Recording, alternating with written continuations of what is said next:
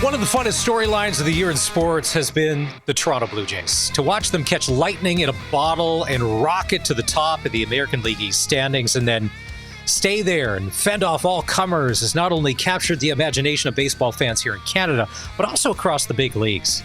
At times, the Jays have looked they're unbeatable. And that was until this past weekend when the Seattle Mariners rolled into town. I said back in August, the one team I hope the Jays don't play in the playoffs are the Mariners. Great starting pitching, they play good defense, and they can swing some heavy bats. They are a lot like the Jays in a lot of ways, and that's not necessarily a good thing. They're kind of are equal at times. And that's what worried me. Now, the Mariners showed in games 1 and 2 that they are, right now, they're just more of a complete team. And when the Jays couldn't get the bats going like they did against the Yankees, they were in tough. So now the Jays find themselves in an unfamiliar spot. They're down 0-2 with Game 3 tonight in Seattle. Jays fans, history may not be on our side. Only 4 teams in the American League Championship Series history have come back from being down 0-2 to win the series. Now, recent history is on our side. 2023, the Texas Rangers rallied to beat the Houston Astros, and then they went on to win the World Series. But before that, the Houston Astros did it in 2017 against the Yankees, winning the series 4-3. The most famous comeback of all, remember in 2004, when the Boston Red Sox not only erased an 0-2 deficit to the Yankees, but actually came back from 0-3. Now, that's the only such comeback in Major League postseason history. And eventually swept their way to a World Series title. Now, the first team to pull it off was the 1985 Kansas City Royals. This is where history's not on our side. They stormed back against the Toronto Blue Jays before winning the championship. So, Jays fans, a couple hours before first pitch, do you think this Jays team has what it takes to come back and win 4 of the next 5? It's the Sports Cage where Saskatchewan comes to talk sports. Maz in from Barney today. How are you? One of the double C's is here running things. Colson Schultz. We're live on 620 CKRM and the CKRM app. We also do a live stream of the show on X and on YouTube. So thanks to everyone that's hit that like and subscribe button. And you can get the Cage wherever you get your favorite podcasts like Apple, Spotify, and Amazon. Calls are always welcome. You want to talk Jays? You want to talk that Rider extension? Whatever's on your mind. Oilers' big win last night. Stu Skinner. Stu's back, baby. Shut out. 866-767-0620. Text on the Prairieland Rentals text line at 306-936-6262. From renting heaters, skid steers, and power tools for all your winter jobs, and your official Husqvarna snow thrower dealer, Prairieland Rentals, 600 Albert Street, where you get to deal with the owner. The Sports Cage on a Wednesday is brought to you by Regina Motor Products. The RMP early tire swap offer is on now. Book before October 31st to save $10 on an on-rim tire change and $20 on an off-rim tire change. You can visit RMP today. In just a couple of minutes, we're going to be joined by Voice of the Riders Dave Thomas. NHL insider Eric Francis is going to be back. Eric will be like he has the past couple seasons, with us Mondays and Wednesdays just after 4 o'clock. And because there was no show on Monday because it was Thanksgiving, are we still eating turkey out of the fridge? Is today like the tipping point of this is the last official day? I would say stuffing and anything else had to go yesterday. But can you stretch turkey out to a couple days? I know people will. A special Wednesday edition of Double Talk with Darian Durant. Plus, we'll hear from Saskatchewan Roughrider head coach Corey Mace, Alberta Wachi, and Mario Anderson. Don't forget about our Sports Cage poll at sportscage.com. Will Bo Bichette play another game for the Blue Jays? He's injured. He's not on the roster. He's a potential free agent. I don't know. Is there room with Vlad Guerrero Jr.'s contract? Is there room for a Bo Bichette on that payroll? I think there is. You can vote now by going to sportscage.com. When you're there, you can sign up for the Insider newsletter. Still a lot of people talking. People I ran into yesterday and today want to talk about the JO Corey Mace extension. A lot of people love it. It's what the chatter is online. 98% positive. I don't see why not. There's not been a better time to make this announcement. You're heading into the playoffs. You're 12-4. You're first place. You just locked up the West Final. And Craig Reynolds said yesterday that they started chatting about this in late August. couple more years. So Corey Mason, Jeremy O'Day. That clip from O'Day yesterday, when you could hear his voice crack and the emotion, he's been a Saskatchewan Roughrider. When all is said and done, it'll be 3 decades. And as you all know, Rider Nation, and he would know intimately, being part of Rider Nation, not only as a player, but part of management, the ups and the downs that go along with this football team. For a lot of us fans, we can just turn it off. But for someone like him, what if you want to go to the grocery store in early December and things didn't work out in November? Then what do? Most people are polite, but not always. You'd have to stay off social media. If you did have accounts, maybe you lurk, but you don't post. There's nothing good there. I was listening to something this morning talking about if you are going to go on social media, that you kind of need to cleanse when you get off to kind of reset your chakra or your mojo before you try and get back into real life. That's not a bad thing. Twitter, I can kind of handle. Facebook, it's Reddit. Don't go on Reddit. If you have thin skin and you do anything and you post, don't go there. Those people are vicious. I'm curious, the Bombers, it's a must-win on Friday night. For the Riders, we're resting people. Jake Maier is going to be the starting quarterback. I want to know what this Bomber team is going to look like on Friday night. Fired up, yes. They're in a must-win situation. I think there's some crazy stat that they could finish 9-9 and not make the playoffs, even in Eastern crossover. That would be nuts. I don't think anybody had on their bingo card before the CFL season started that the Bombers would be fighting for their playoff lives and potentially not make it. Everybody thought that would be the Calgary Stampeders. I said on the latest episode of the Rider Nation podcast, if you want to check that out on Spotify, I don't think the Elks are making the playoffs. I like what they're doing. I like the push. Beating Winnipeg on the weekend was great for morale, but the Stamps only got to win 1. It's a valiant effort, but Ed Hervey, you can't spot the rest of the division, a 7-game lead, and then expect to play catch-up. You're just going to run out of time. I like it, but I don't think they're making the playoffs. I think Calgary will. They're going to win one of these next couple of games, and they're going to be in. And I think the Bombers are going to be in.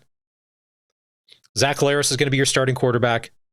Oh, they're going to be airing it out. Brady Oliveira. You know they're going to try and feed him the ball, get him going. So he's slapping that helmet. My bold prediction in the preseason, if the Riders win all 3 games against the Bombers, we win the Grey Cup easy. Because 2 of those games would be in Winnipeg. Which, check our record. Go to ChatGPT and check our record. It's not awesome. They'll spit that answer out in like no time flat. But if we can do that, I think we'll look good. How will Jake Maier do? We're going to rest some starters, but there's going to be quite a few starters playing. I'm excited to see. He's a different quarterback than Trevor Harris. He can do some things. He throws a great deep ball. Remember when things were going well with Jake Maier in Calgary? Fun to watch. The Oilers kicked off a 5-game road trip last night. Stu Skinner got a shutout. Speaking of social media, they'll take anything. They will take anything. The New York Rangers have not scored a goal at home yet this season. This is nuts. I think they've played 3 games at Madison Square Garden, and they haven't scored 1 goal. And JT Miller, the captain, he doesn't want to talk about it. Mika Zibanejad said last night he doesn't know if he wants to laugh or if he wants to cry. That's not great. New York's a great sports town, but also a tough sports town. They'll get on you. Could you imagine? Colson, we may have to Google how much lower bowl Ranger season tickets are at Madison Square Garden. If you're showing up to these games to watch no goals be scored, even the Ottawa Senators, the San Jose Sharks, I think even the Buffalo Sabres have scored at home. And they're awful. Oh, speaking of the Sabres, what is it, Game 4 tonight? And people are calling this a must-win. But then Jeff Merrick said it's not just the first 4 games of this season. It's the first 4 games of this season in the past 14 years of futility.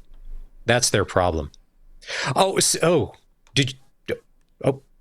Do we have an answer? How much are Lower Bowl MSG Ranger tickets? I'm looking that up right now, but I did see a reel on Instagram yesterday. Apparently, Lower Bowl in Buffalo for the game yesterday was going for $11 US. Nice. So, comparably speaking, where would the Rangers be at? Like, okay, October 16th tomorrow against the Leafs. Thing about Ranger fans is they have pride, and although they'll be vocal, they're not going to give up because they also have that New York City swagger, where Buffalo has just been so bad for so long. If you're a player on the Buffalo Sabres, has everybody told their agent that if there is any sort of anything type rumor situation, get me out of here? I bet you if there's 22 guys on the roster, there are 22 agents that have those instructions of if there's a sniff of anything, I want to go. Because this is awful and it doesn't look like it's getting any better. I would imagine that's the common consensus. So Monday the 20th against the Wild is the next home game. What are we thinking? Let's see. Second row, not right up against the boards. You're back a little bit. Still going for $330. Yeah, but that's Madison Square Garden pricing. Doesn't matter if they don't score for the next 6 games. Those prices are not going down. Top of the lower bowl, $200. Yeah, that's US though. Tack on 40%. I haven't even checked our dollar lately. I can't even bring myself to see that. The Flames are going to have to play their backup goalie tonight. Dustin Wolf gets a break. The Flames are in Utah to take on the Mammoth. Logan Cooley is going to get the start. We'll ask Eric about that after 4 o'clock. I know a lot of people have been making a lot out of Dustin Wolf starting the first 3 or 4 games. He's a pro athlete. Remember, we were kids, we'd play 3-4 games a day. He gets a day off. That, like, if you can't handle this is what you signed up for. You've been off for the past 4 months. You should be fresh, right? Colson, if you have to work a couple days in a row, are you going to call your agent and be like, sorry, I need a day between the Rider game and a SportsCage because I just can't hack it? Yeah, I believe Charles Barkley had a comment recently on that where it's like, man, these guys, he was talking, of course, specifically in the NBA, but these guys can't play basketball on back-to-back days. They need to take a break. Oh, don't go look at the blue-collar industry. Don't go start talking to steel workers. Yeah, how many people listening to this program are either working 12s, like 5 on, couple off, or 7 on, 7 off, or you're just like, if you're farming, you own your own business, you're always on and you're barely ever off, and you're just trying to get by. And that's his thoughts too, from when he was playing, making $5 million a year, whereas comparably now they're making $50 million a year. Like, excuses. I know it's ridiculous. So when they bring that up, and then probably one of the segments I'm looking forward to most on the show, if you missed on the weekend, the Miami Dolphins are the gift that keeps on giving. If you thought the Buffalo Sabres were an embarrassing sports organization, the Miami Dolphins just keep getting worse because they let Tua Tagovailoa speak at press conferences after the game where he basically threw everybody on the team under the bus. If you missed it, we'll play it for you. But Tua, I don't know. I don't know how things are going to go this week. But there's probably some guys being like, we need to lock this guy out because it is not great. All right, we're going to take our first break on the show. When we come back, we're going to be joined by voice of the Saskatchewan Roughriders, Dave Thomas. It was a close practice today. We'll find out what we can about what went on as the Riders get ready to take on the Bombers on Friday night. This is the SportsCage on the home of Saskatchewan Roughrider football, 620 CKRM. You've got a chance to play SaskTel. Pick the score right now. Tell us who wins Friday night in Winnipeg, Riders, Bombers, what the score's going to be. And you can text us your first and last name to 306-936-6262. You could win a pair of tickets to watch the Riders close out the season at home against the BC Lions and have a crack at a $200 SaskTel gift card. You've got to get your score predictions in before 6 o'clock tonight. Time to go out on the Western Pizza guest hotline and bring in voice of the Saskatchewan Roughriders, Dave Thomas.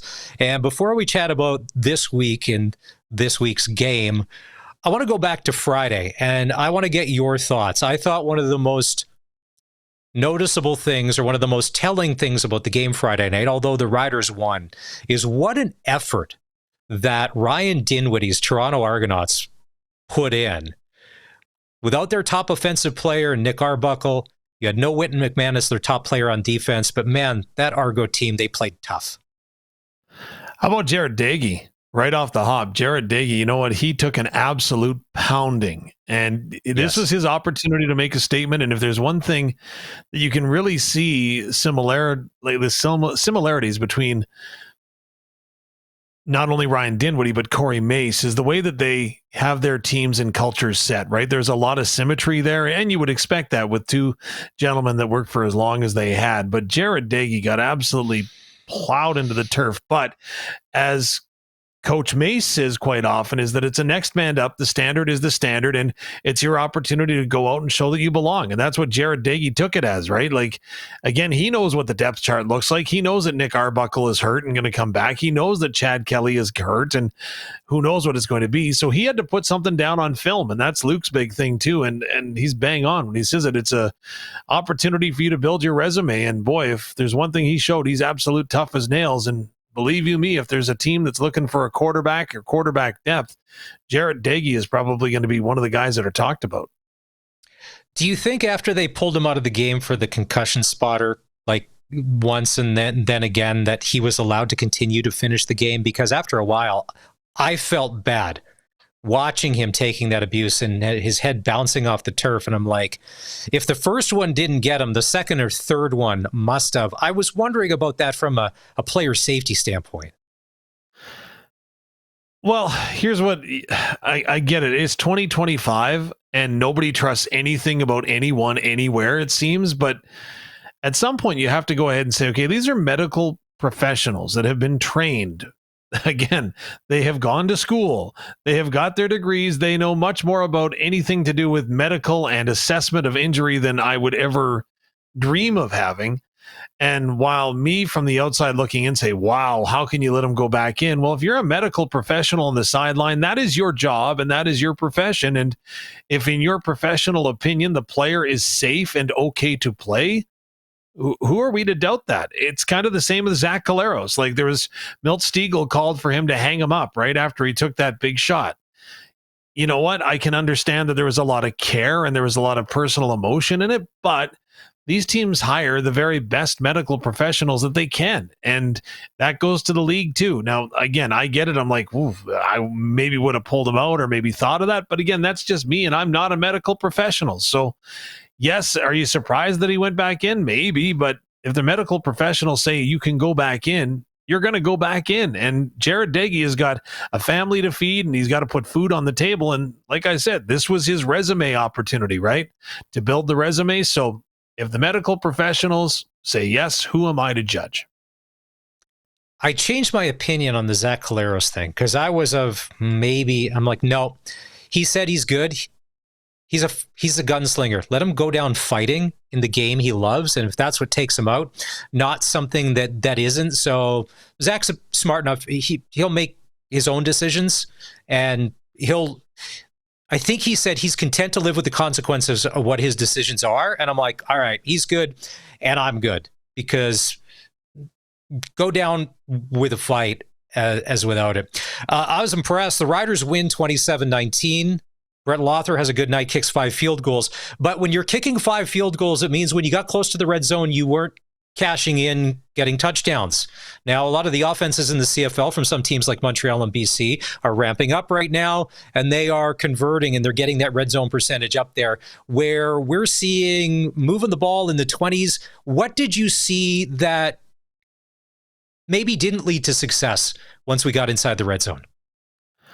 Well, we didn't get inside the red zone technically, right? As Brett's kicks were from 37, 41 twice, and then he had a longer one as well. So we didn't get quite to the red zone, which I know is of little comfort to anyone. It's just semantics really at the end of the day. But the team, they get down and they find a way to shoot themselves in the foot, to steal what Trevor Harris points out. He says, you know what, like, it's just one missed assignment, or maybe a drop football, or a football that he puts in the wrong spot, or maybe a wrong read at the line of scrimmage that just hasn't got the team operating at that full capacity. If you know what I mean, like it's an 8-cylinder engine. They're running on 7.5 right now. And once that half a cylinder gets going and firing in sync with everything else, look out. And just really, we've only seen that a couple of times this year, but the team is very, very confident that they're going to get to that level and be at that level when it matters most, which is in the West Final in a few weeks from now. I think it was 11 tackles, 1 interception, and 1 sack. That was A.J. Allen. Is he the best Saskatchewan Roughrider on defense right now? Ooh, hard to argue. Malik Carney having an amazing year up front, of course, amongst the league leader in sacks in the defensive backfield. CJ Rivas has only done everything that's been asked of him, whether it's playing the halfback spot or now he's moved to safety, of course, due to the injuries that have compounded at that position. But yeah, A.J. Allen, I would suggest, yes, he is definitely having a defensive player of the year type year for the Saskatchewan Roughriders. And I don't think it was completely unexpected. Coach Mace talked to me about him today. He said, we knew what he could do on special teams, and we kind of challenged him a little bit. We knew where the trajectory and where the ceiling might be, and he went ahead and he just took off. And again, he was given an opportunity to play when CJ Avery went down in week number 1, and A.J. Allen is just that, taken the opportunity and ran with it and been special all the way through. I don't mind this American backfield with the American safety. Got CJ Rivas, Redwine, and Sapp. For guys that are just new to the league, they haven't even played 5 games. They're looking pretty comfortable out there. And I know that Tavon Campbell instantly, when he's back, is back. He gets his spot back. But how they've patched this thing together and what we saw on Friday night against the Argos, I kind of like what they're doing in a short amount of time with not a lot of continuity together. No, you're right. And again, there's going to be the detractors that say, well, they did face Jarrett Daggy, which is true. And, well, they were playing Ottawa, and they had Dustin Crum and Drew Brown, who looks like he already wants to be a member of the Winnipeg Blue Bombers, playing for them. Those are what the detractors will say, by the way. But when it comes to what they've been able to piece together, you're right. And let's not forget, these aren't raw rookies out of college. These are guys that have played some in the NFL, right? So you've got Sheldrick Redwine, who's played in the Cleveland Browns organization for a number of years, was a 4th-round draft pick. He's proving what he can do. And, absolutely the team would love to have Marcus Sayles. They would absolutely love to have Roland Milligan Jr. and, yes, Tavon Campbell all back in the backfield. But for now, you're right. But proof is going to be in the pudding this week because, let's face it, Zach Collaros, he knows what to do when it comes to picking apart defenses. Now, they haven't gone deep, which has kind of been the Riders' Achilles heel as far as the pass game is concerned. But I wouldn't be surprised to see Zach try to go over the top a little bit and see what he can manipulate with his eyes. All right, let's get into the Coach Mace comments here. I think I'll let you take it from here, Colson, if we're ready to go. You had a chance to talk to Coach Mace after a closed practice today. Yeah, absolutely. And again, we just started the conversation off by talking a little bit about what it was that he was going to expect when it came to facing a Winnipeg Blue Bombers team that definitely has a lot to play for this week. The exact same thing that we see and try to achieve every week. The detail-oriented football, energy, juice, passion, and a physical brand. We're still trying to become the team that we want to become. And it doesn't matter who's out there. When you're in that locker room, you're part of this team. So the standard doesn't change. Yeah, and the standard is going to be a very intense game. As I mentioned, the Blue Bombers do have a lot to play for this week. And when the Riders and Bombers get together, one thing's for sure. It is going to be emotional, and you also know that it's going to be physical. And I asked Coach if that is what he's expecting, another physical battle at Princess Auto Stadium. Yeah, I mean, and they're built off of that. They're a physical football team. Their defense flies around, likes to hit. Their offensive line is a physical group. Brady obviously plays physical, and their receiving core, they do a good job trying to block as well. So, we try to pride ourselves on the same thing as far as a makeup of our football team, and it should be that. I mean, it is what it is as far as. As you said, the Riders versus Bombers, everybody I think expects what kind of ball game that's going to be, and man, that's what it's got to be, especially this time of year.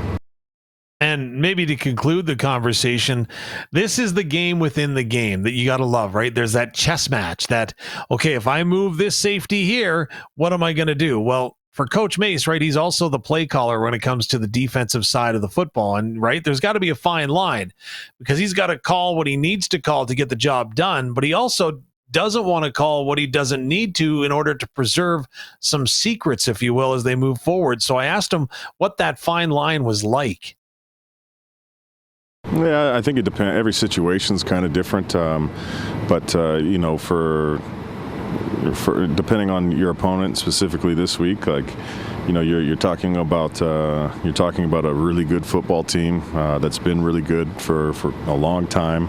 Excellent run game, and you can see they could put up 40 in a hurry if you're not on it. So, you know, for us as play callers, is we gotta make sure we're calling stuff to help us win the game. Period. So, that's always going to be the focus. So there you go, head coach to Corey Mace today at practice. It was a closed session, so we tried to read into as much as we could as far as players that will go. We know, for example, that neither Dante Myers nor Keyshawn Johnson are going to be able to go. AJ Ouellette is going to be sitting this week. Jake Mayer is going to be starting at quarterback. All signs point to Braden Knoll playing center this week with Logan Furland not going to be in the lineup by the looks of things right now. Defensively, it looks like everybody that's available is going to be going because there's not a lot of players that you can switch in and out right now with the Riders' injury situation. But it does look like there is some good news on the horizon with Nelson Lacombo becoming more active this week. Same with Jackson Ford as well. Micah Johnson is going to be out. So, again, Mike has deserved it as a veteran and a pro. Yeah. He takes on double teams. Same with AJ. Yeah. So Trevor I think Harris, it all makes AJ Ouellette, and Micah Johnson. Yeah. Like load management wise, everybody else, if you kind of can, you should. I know Brett Lothar says he was available. He's been still dealing with that back injury. And I think if they win this week, you'd maybe try the other guy next week. I don't know. We had Kent Majiri on yesterday, and we're talking to him about when you bring in a kicker with a few weeks left in the season that is brand new to the CFL, you're starting from square one, basically, and have to get them up to speed as fast as you possibly can.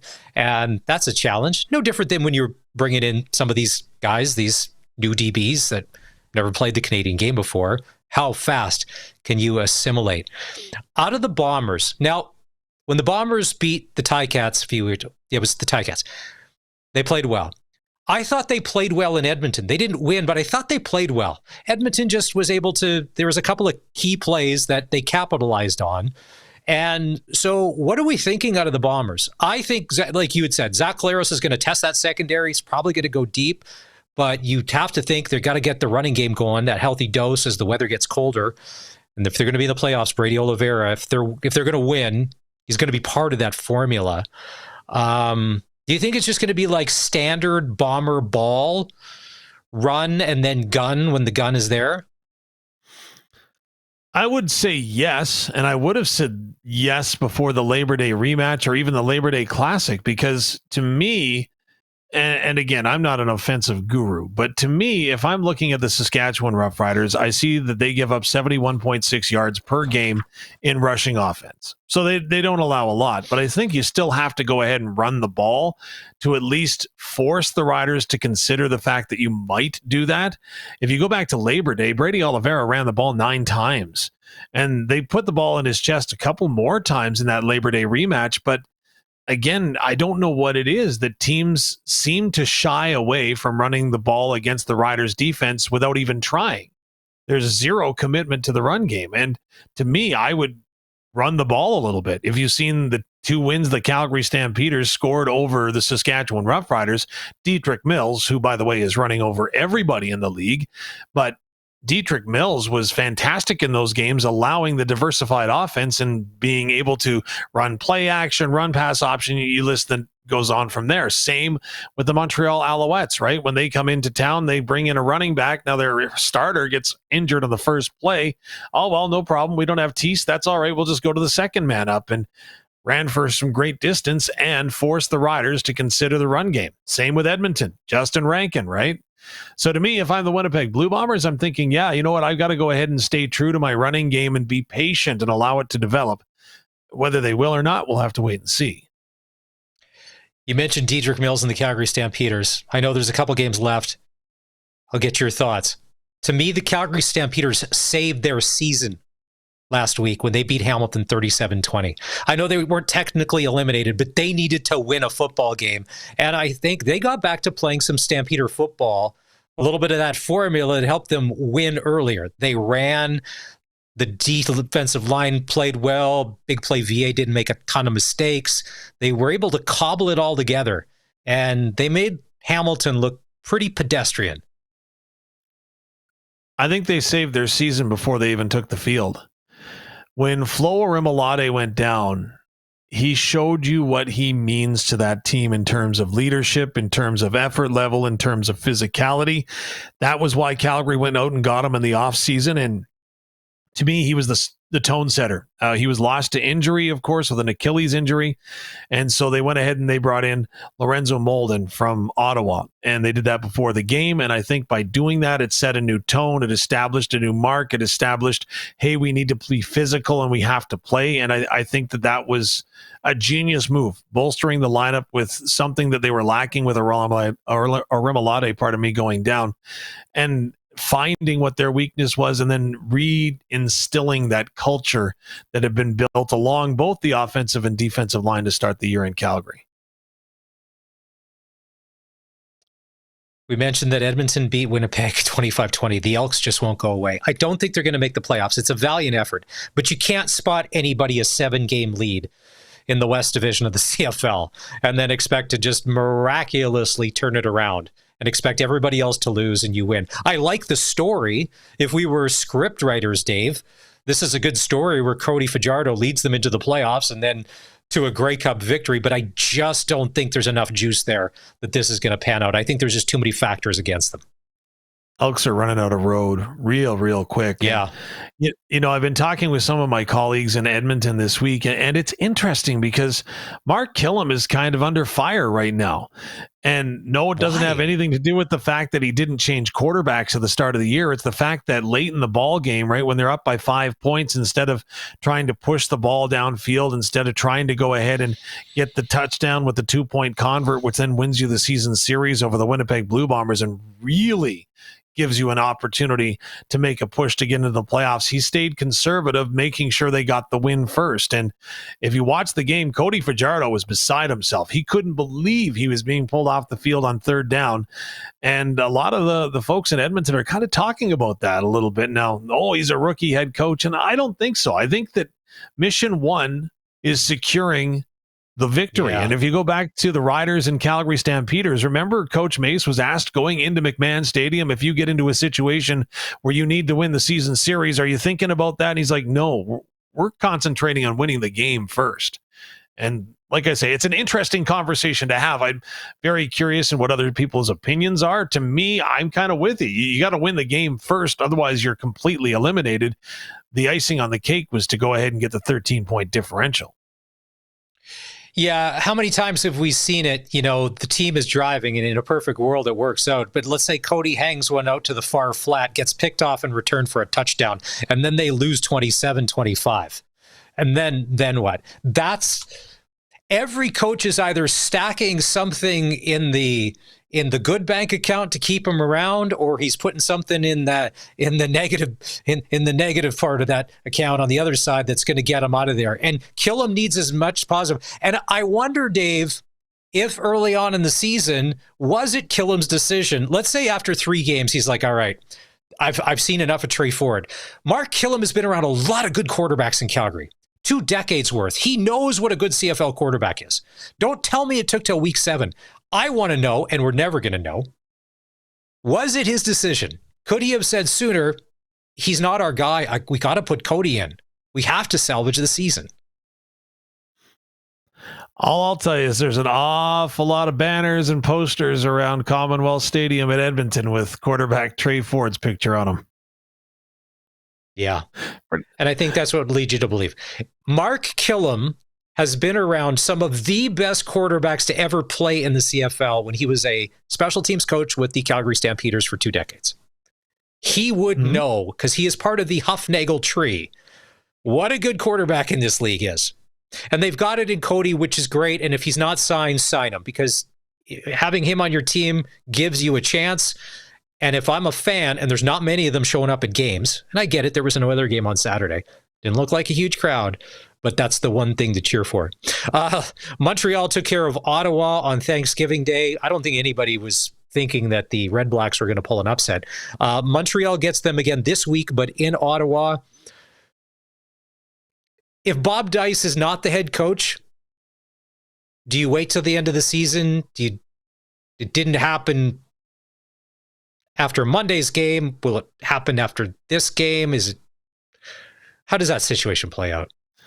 I don't know why you would. To be honest, like, what's changing the head coach going to do right now? Absolutely nothing, I would submit. Obviously, Bob Dice and Sean Burke are working in tandem right now, and they're developing a plan for how they're going to approach this. And it'll be interesting to see. I know that they were called out quite substantially, dare I say, on the TSN broadcast about, well, why aren't you playing the third stringer? Or why are you playing this player, not this player? And again, they've got decisions to make in Ottawa, and it starts from the top down. And again, I don't know why you would make that change now. I don't think it changes anything at all. Players know that they're playing for jobs next year. Everybody knows what's at stake. The game plan has been installed. You're not going to change an offense or a defense or a special teams package. So I think you roll it out and you assess absolutely everything, and then you go forward from there. I think Rick Campbell will be the next head coach of the Ottawa Red Blacks. He's already on staff there. He's the special teams coordinator. I think he's very much overqualified for that job. But I would love to see if in these past couple, like, how would he run that roster with those guys? Because he can't change a lot. Sean Burke, like, there's nothing to change, but how would Rick Campbell, if he is that guy? And then the other thing too, Dave, there's also the coaching cap that comes into play. You can't just get rid of guys and bring in whole new staffs because you got to get paid. I hate that rule. I wish Stu Johnson would change that. I wish they would make the roster, increase the salary cap, make the rosters bigger, like Suit said, so you could have a complete team of guys that just play specials. Even if it's 3 or 4 players to the roster, and get rid of the coaching cap so you can have the best of the best at all times in the league. That's, I think, one of the things. The biggest question I'll give you right now, I think that Ottawa needs to answer is Drew Brown. Because we have seen Drew Brown at his best, but he's got a losing record as a starting quarterback for the Ottawa Red Blacks. So is Drew Brown going to be the answer, the solution at quarterback? Is it Dustin Crum? Is it someone else? That's the first player personnel question that they've got to ask and answer. Well, at least with Dustin Crum, he stays healthy. He stays on the field. He doesn't get hurt. Drew Brown has been hurt. That's not necessarily his fault, but at least with Dustin Crum, the games what I've watched, when he comes in, he seems to give them a little bit of spark. He's a running threat, which I think is always helpful, especially in the CFL, and he is able to stay healthy. Looking at the games this week, Edmonton's at BC. Matthew Betts seems unstoppable on that D-line for BC. The offense is rolling. I think Edmonton may meet their match this week. The Lions are just on the trajectory. They're going in the right direction at the right time. And it means a lot to the Lions to get a home playoff date. So they're going to be rolling and pushing. I'd like to know what happened with Matthew Betts. Did he figure out the defense, or did the defense figure out how to go ahead and put him in, if you know what I mean? Because something has clicked mid-season and boom, there he is flying now, being the player that we thought we would see for 18 games. You've seen this before, Dave, when there are players that are unblockable, and he right now is in the zone where he is unblockable. And it's not like they're not double teaming him and he's still getting to the quarterback. And you forgot, because he was kind of, ever since he came back from the NFL, it was kind of one of those NFL hangovers, and you saw flashes, but now he just seems like, uh-oh. And Nathan Rourke, not only, the thing that's impressive about Nathan, to me, is great arm, good decision-making. But do you find that he's incredibly smart when he chooses to run? I had a great conversation with Farhan Lalji, and we were just talking about Nathan Rourke in general. And he said the one thing that Nathan needed to figure out was how to chill out, because he took everything to heart. Every missed play, it just kept piling on. And it seems like he's been able to go ahead and shake that off. Okay, it was an incompletion. Okay, it was a fumble. Okay, we got scored on. He doesn't internalize that anymore. He's not venting or anything, but he's allowing himself to move forward from it. And I think that's a huge key for him. He looks like he's playing loose. He's playing free. The other game, Toronto at Calgary, I think valiant effort, but I think Calgary wins, and then Montreal at Ottawa. Hey, because of the time change and the game on Friday, there will be no SportsCage. The 620 CKRM Rider Broadcast Network, brought to you by the Cooperators, has countdown to kickoff on Friday starting at 3. Rider pregame show at 5, and David Luke will have the call Bombers and Riders from Princess Auto Stadium with kickoff at 6. And don't forget, when the Riders play, you can get the KFC Game Day Special, the Big Crunch for just $4.95, and the Big Crunch Combo for $7.95 at participating KFC locations. Time to take a break here on the Cage. When we come back, Tua Tagovailoa. Tua and microphones are not going hand in hand this year. You would think him throwing interceptions at the wrong time is his biggest enemy. No, it's talking to the press. Tua sunk his teammates on the weekend after another big loss. It's a dumpster fire in Miami, and we'll let you in on that next. This is the Sports Cage on 620 CKRM. Tonight, it's Game 3 of the American League Championship Series. The Toronto Blue Jays are in Seattle to take on the Mariners. T-Mobile Park. First pitch tonight goes at 6:08. I don't think I need to tell you, unless you've been living under a rock or you've been off the grid. I'm always impressed when people say that they're going off the grid. Do you do that? Do you just throw your phone away for a while? The Jays are down 2-0 to the Mariners. Western Hockey League tonight, the Kamloops Blazers are in Moose Jaw to take on the Warriors. Saskatchewan Junior Hockey League, the Flin Flon Bombers in Yorkton to take on the Terriers. Kindersley is in Estevan to take on the Bruins. Prairie Junior Hockey League, the Regina Silver Foxes at Assiniboia to play the Southern Rebels. The Regina Capitals are on the road, Pilot Butte to take on the Storm. The Prince Albert Timberjacks are in Saskatoon to take on the Wesleys. NHL action tonight, the Ottawa Senators. Brady Tkachuk, I think, broke his hand and he's going to have surgery. So when you take Brady Tkachuk out of the lineup, what do you have as far as the Ottawa Senators go? You've got potential, but do you have a legitimate shot at winning? I don't necessarily know. They're in Buffalo tonight to take on the Sabres. That's their only saving grace. Speaking of bad situations in the NHL. And the Calgary Flames will be in Utah tonight to take on the Mammoth. We will talk NHL after the top of hour number 2 with our NHL insider, Eric Francis. NFL Week 7 will kick off tomorrow night. The Pittsburgh Steelers will be in Cincinnati to take on Joe Flacco and the Bengals. Yes, Joe Flacco, who played pretty good for a couple days practice last week. Got to give him credit. Didn't win. That was okay. The big news from Week 6 in the NFL was Tua Tagovailoa. After the Dolphins lost to the Chargers 29-27, as always, you're an NFL starting quarterback, you've got to go talk to the press. A lot of times, remember Tom Brady? He'd give you nothing. Some stock answers, a little, maybe something here or there, but nothing real, nothing juicy. And then here's Tua Tagovailoa, who decides to be completely honest about him and his teammates and how things are behind the scenes with the Miami Dolphins. Well, I think it starts with the leadership in helping articulate that for the guys, and then what we're expecting out of the guys, right? We're expecting this. Are we getting that? Are we not getting that?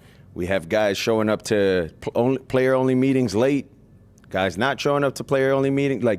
There's a lot that goes into that. Do we have to make this mandatory? Do we not have to make this mandatory? So it's a lot of things of that nature that we got to get cleaned up, and it starts with the little things like that. To be clear, as the starting quarterback of an NFL team, you're kind of the guy, right? You usually make the most money. I think he has a $50 million deal. You should be the emotional leader. Colson, how would you take it if, let's say, somebody here on the Cage had a press conference and started airing all the dirty laundry from behind the scenes to anybody that would listen about how dysfunctional that we are? How inspired would you be to come to work the next day? and sit next to that person. Inspired is not the word I would use. No, I don't think anybody ever gets inspired by getting thrown under the bus or called out. No. Like, Well, you're a mild-mannered guy. Oh, you got a nice haircut for the wedding you went to on the weekend, but I could be like, ooh, Colson probably wouldn't be okay with that. So if you're an NFL player, well, first of all, if you're having, they've now had multiple players-only meetings since the start of the season. Colson, when you have more than one of those, as everybody has said, it's not a good thing. It's a sign of a bad team. Now that they're into multiples and guys are deciding to skip out on that, maybe, just maybe, Mike McDaniel isn't the biggest problem with the Miami Dolphins. yeah, I don't think there is any salvaging this at this point for the Dolphins, and they're in week 6. So yeah, so if there are Miami Dolphin fans out there. I don't know how many there are, but there are some. The Miami Dolphins this week play the Cleveland Browns. Probably one of the worst matchups in the National Football League. If the Dolphins lose, is there a way to get rid of Tua and Mike McDaniel at the same time? Cut the quarterback, get rid of the coach. I think that's only fair if you lose to Cleveland, who, by the way, will have Dylan Gabriel as their starting quarterback. They're sticking with him because behind Dylan is Shedeur Sanders. Dylan didn't have a great first game. Not a lot of NFL rookies do, and that's completely fine. All right. We're going to wrap here on hour number 1. If you missed any of the conversation that we had with Dave about what to expect this week, Riders, Bombers, you can always go back and listen to the SportsCage podcast, wherever you get your podcast, Apple, Spotify, or Amazon. When we come back after the top of the hour, we'll go inside the NHL with Eric Francis. We'll do that next on the SportsCage on the home of local sports in Saskatchewan, 620 CKRM. The Riders are in Winnipeg on Friday to take on the Bombers. We'll catch up with Albert Awachi, who will be in the lineup this week. Now we're number 2 of the SportsCage. Welcome back. It's Maz in for Barty today. 306-936-6262. Prairieland Rentals text line. Gary from Winnipeg saying weather's not going to be great. Probably some rain, a little bit of wind. And no Nick Dembski. According to their injury report, he is out. And Trey Vavel, their ace return guy, may not play as well. Questionable for the game on Friday. We'll get the thoughts of Darian Durant at the start of hour number 3. We'll have a special Wednesday edition of Double Talk coming up. But right now, it's time to go inside the NHL with our insider, Eric Francis. Now for Inside the NHL with Eric Francis on the Sports Cage. Inside the NHL is brought to you by Sports Select. Getting in on more of the sports action you want is as easy as playing at sportselect.com. Simply make your picks online, generate your QR code, and lock in your bet at your local Lotto Spot retailer.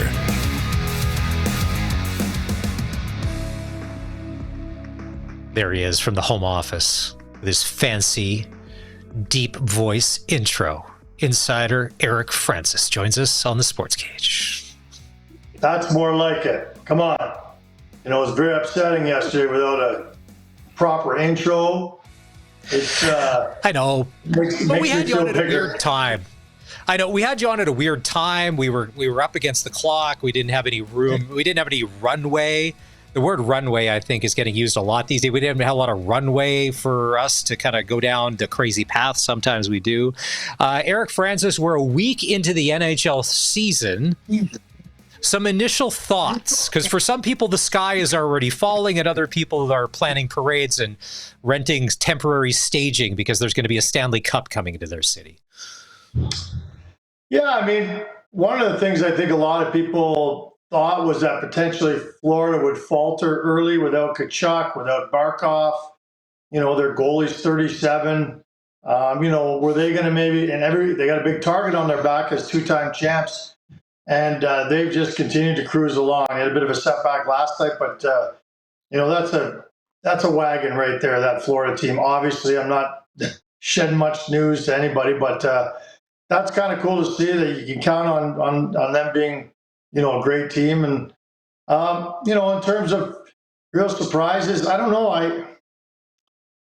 I'm pretty high on Montreal, I have to be honest. I think they're only 2-2 or whatever. I haven't looked at the records. I find without the newspapers, I don't look at the standings that much anymore. Are you like me? Like when you were a kid, you always knew who the top 20 scorers in the league were and where everybody was in the Adams and the Norris and all that. And I find without the newspaper, I never look at the standings. All of a sudden I'll look at Christmas, I go, oh, wow, I didn't know Nashville was that bad. Or, oh, wow, I didn't know so-and-so was that good. But anyway, Montreal impresses me. I like the way they start. I like the cut of their jib. I think that's a franchise moving in an incredibly good direction. The Buffalo Sabres could be 0-4 tonight when they take on the Ottawa Senators. Is there a simple fix for Buffalo? Is it relocation? Can they make it work there? Because it just doesn't ever seem to get better. And you cover the Calgary Flames, and there's not a track record there of like multiple years of success and a lot of cups. But Buffalo seems to just already be dumpster fire, all caps. And we're three games in, going into game 4. Yeah, I don't need a newspaper to tell me that the Buffalo Sabres are near the bottom of the standings every year. That's one thing that definitely hasn't changed. Yeah, I mean, for many years it was terrible general manager. They made some horrible picks as their general manager. I still don't think they have the right general manager. I don't love the direction they're going even right now, and I don't understand a lot of their moves. Their goaltending's been an absolute mess. They got 1 million guys under contract right now, and none of them are good. It seems like many of them are injured. Yeah, that's the gift that keeps on giving. If you don't like the Buffalo Sabres, this is Christmas every day because they're not getting any better anytime soon. Like you tell me, you look at it and you say, oh, no, they got the building blocks right there. Are these 3 or 4 guys? They're going to build around them. I don't even see that. Maybe relocation. I don't know if that's the answer. I can't think of anything else that can save these guys. If you're a guy like an Alex Tuck, I said in hour number 1 that probably every player on that roster has told their agent, if there's any sniff of anything to get me out of here, just yes, and just go. Like I look at an Alex Tuck. Now that's an asset on a lot of teams that, a lot of teams would love to have. And it seems like he just may waste away there because of just who they are. Well, it's funny. Alex Tuck is a Buffalo native. Like he's one of the only guys I think that actually probably wants to be there. If that's a possibility, he'd be one of the only guys. I mean, but I think of guys like Tage Thompson, that fits into the same category of what you're talking about. Let my agent know, boy, if I can get a chance to get out of here, please do so. Look, Rasmus Dahlin's a hell of a hockey player too, maybe the 3rd best on the planet. But by himself and with Tage Thompson, one year he's good, the next year he struggles. Tuck trucks along, and he says he's happy there. He says he wants to be part of the solution because he's from there, but you'd almost have to be from there to want to endure something like that full time for a lot of years. One of the crazier stats, the New York Rangers have played 3 games at Madison Square Garden, and they haven't scored any goals yet. Have you ever seen that before? I don't think I ever have. No, I haven't, and I've been watching that, not watching the games, but watching along with that. Like after the 2 games, I was like, wow, that's amazing. You go your home opener, and then your next game, you still don't have a goal.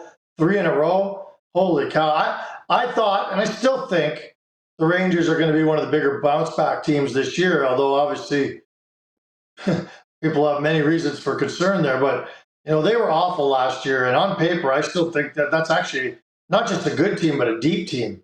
And, I like a lot of the pieces they have. And I just can't understand why they can't figure it out. They changed their coach.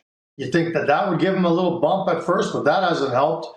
They've got one of the best goalies in the world. You know that. And he's actually off to a pretty good start, just that nobody can score ahead of him. You got a great leader in JT Miller. Like I could go on and on with the firepowers. The Zibanejad's got to bounce back soon. Panarin's a superstar. I love that team. I just don't understand why they can't figure that thing out over there. The Edmonton Oilers won last night at MSG, Stu Skinner gets the shutout. It was 2-0. And I think of every time that they kind of win early in the season, because thinking about what you said yesterday, that it just kind of masks the problem a little bit and maybe puts it off a day or two. You know, that thing that frog that you're going to have to swallow sooner or later or whatever. But Stu Skinner last night, 2-0, put that off just a little bit. Because you had said maybe you play Calvin Pickard a bunch on this trip and just trying to get this thing flushed out. If it's going to get flushed out, do it now and get it rolling. Do you see it the same way that Stu buys himself just a little bit of time every once in a while? Absolutely. Exactly. He keeps doing these sort of things. And I would love to know what Connor McDavid thinks. And I'm sure he shared his thoughts with management. When he went in and told them he was going to basically be donating $8 to $10 million a year to their salary cap, I don't think you do that without a plan. It's like people who donate tens and hundreds of millions of dollars to universities. You don't just do it. You do it with the knowledge of what is planned with that money.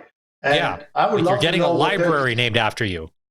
That's right. And you want to know exactly where it's going. Otherwise, you don't, a lot of people wouldn't do it. So I would love to know what he thinks about Stuart Skinner, and we'll never find out publicly unless he gets traded. Or they just, they get rid of him. Then I guess we know what Connor thinks. But look, I think Connor McDavid's a very loyal guy, and I think that he probably loves Stuart Skinner and thinks he's very highly of him. There's probably a faction of people in the organization that still believe in him because, he has pieced together some pretty darn good runs in regular seasons and in playoffs. But it always seems at the end of the day, he's always just a little bit short. And we from the outside just can't fathom that they think that they could win a cup with this guy in the net. The whole hockey world says, well, they'll never win unless they figure out their goaltending.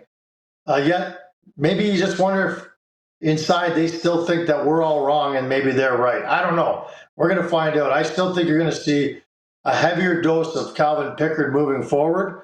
I'm not suggesting he's the answer, but I can tell you one thing. I'm with the rest of the world. Stuart Skinner definitely isn't the answer in my books. Last night I was watching the Dodgers beat the Brewers, and then I turned over to the Flames game, and I'm like, what? It's 2-0 Flames?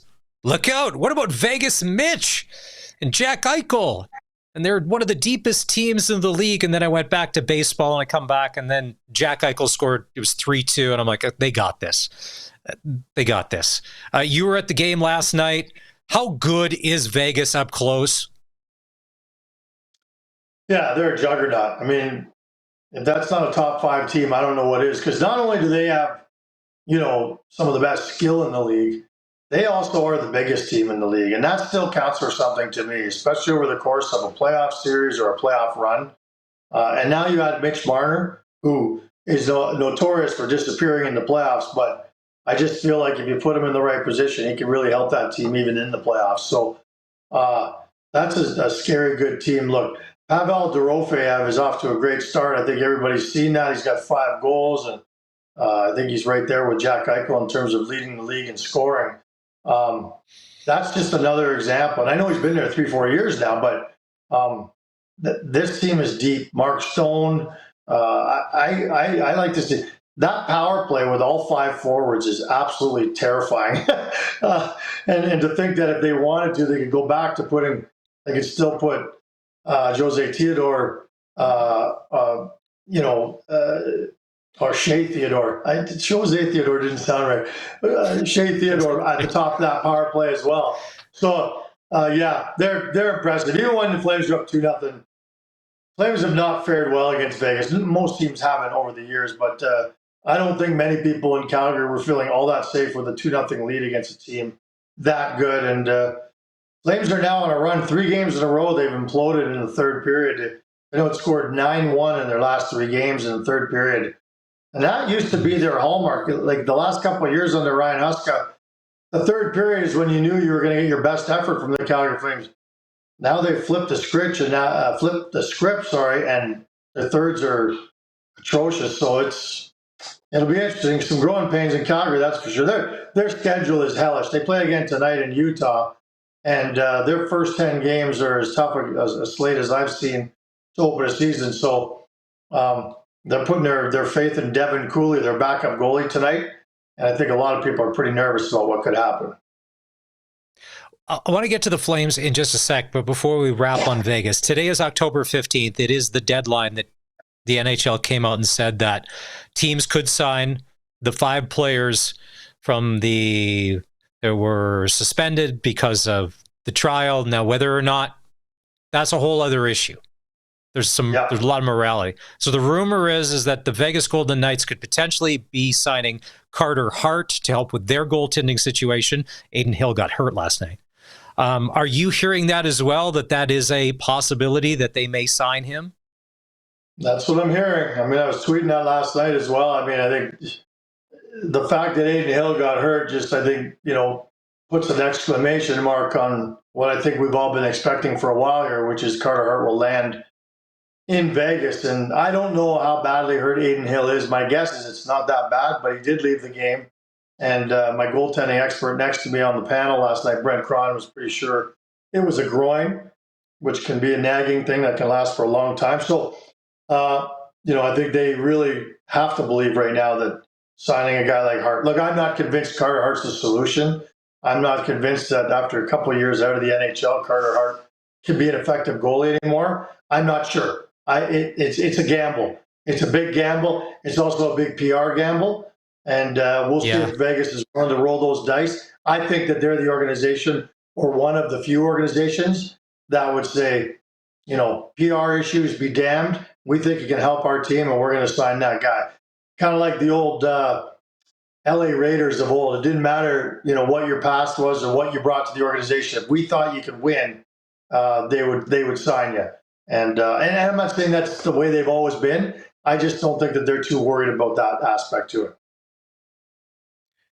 Flames are in Utah tonight. They'll play the Mammoth, and you'd mentioned Devin Cooley will get the start. So far, it's been the Dustin Wolf show. One of the things about the game last night, and everybody is so high on Zane Parekh, all the talent in the world, but in the third period, and I caught this live, the thing that worries me about him, incredibly talented, but he's very slight, and he took that hit at the blue line from Colton Sissons, knocked him down.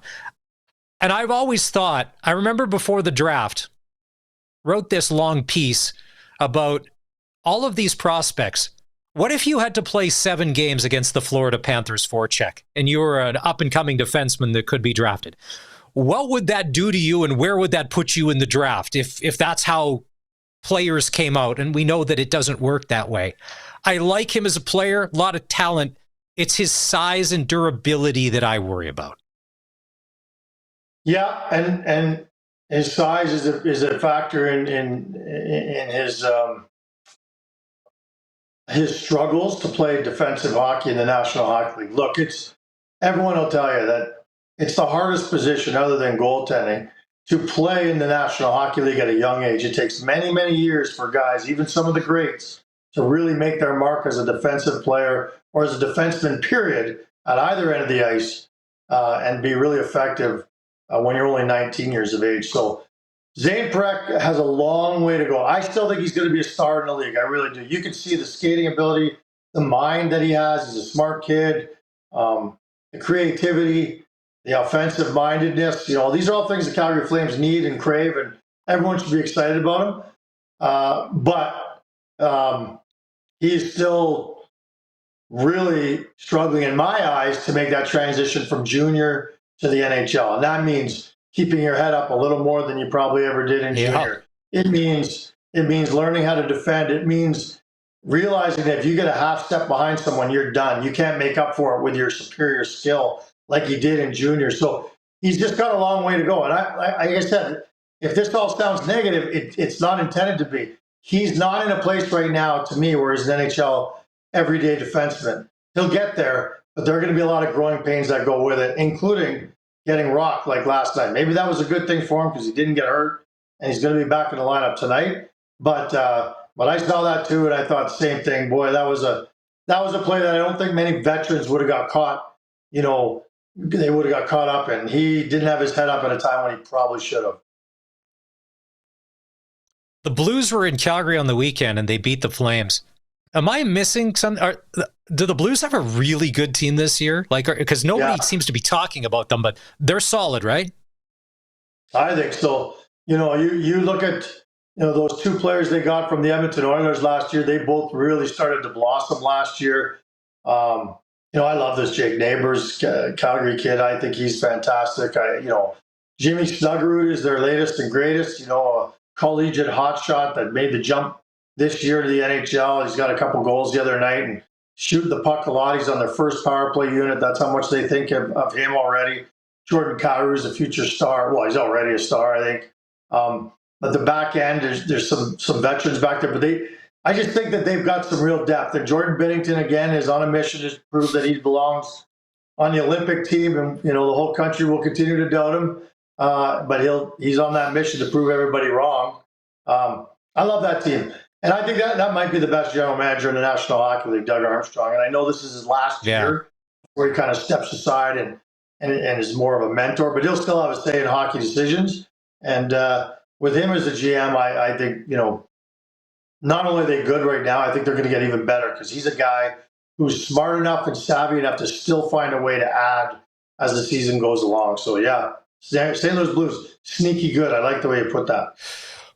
Well, the reason why I asked, because the Chicago Blackhawks are in town. They will take on St. Louis tonight, and it's year 3 of Connor Bedard. And obviously, being in Regina, we got a chance to see what he did at the junior level, and it seemed unfair at times. But now it's year 3 of Connor in the NHL.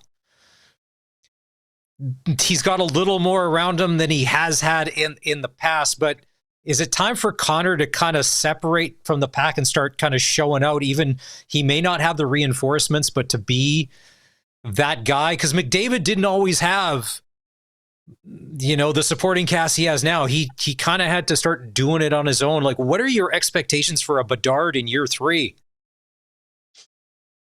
Yeah, it's funny. The hype is gone surrounding Connor Bedard. Like I really, the common talk last year around the league was often, when you talk to people around the league, Celebrini had kind of passed him. He was the next shiny object that everybody could focus on. And I really do believe Celebrini is and will continue to be the better of the two players moving forward. And who could have fathomed we'd say that about Bedard after that incredible junior career he had? So, look, you said the Blues are sneaky good. Chicago's sneaky bad. I still don't feel like they've done it.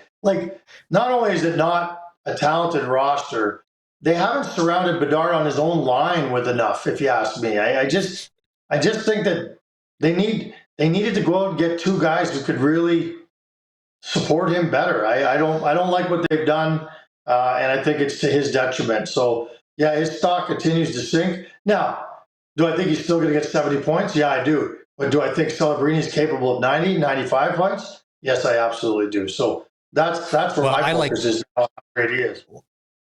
Celebrini, just because he's a bigger man. Like, he's just built differently. Like, he's more around the table. Much like to correct the Bedard, and Sam Bennett is the perfect example. When these kids come straight from junior and they spend no time in the American Hockey League and they don't get a chance to develop and the spotlight is always on, like, look at Shane Wright. Shane Wright, who had to go down to the minors, is actually turning out to be a pretty decent hockey player for Seattle because he had to grow to learn how to play pro-style hockey. Bedard's never going down to the American Hockey League. I get that, but it's to the detriment of his development. And if you guys were already talking in the press about, so he's moved on, could you imagine what the Blackhawks may be saying quietly, never out loud, but internally? They've just got to keep asking themselves, what can we do to make him better? I mean, that's what the whole organization's got to be focused on. And I don't think they've done him. They haven't served him well in that regard. So they'll continue, I'm sure, to try different guys. And this Frank Nazar they've got is a talented young man, but they don't have him playing with him. He's on a different line. I'm sure they see power play time together, but I don't know. It is going to be fascinating to see, how this management survives without seeing Bedard thrive. If he doesn't thrive, it's a failure of management, if you ask me.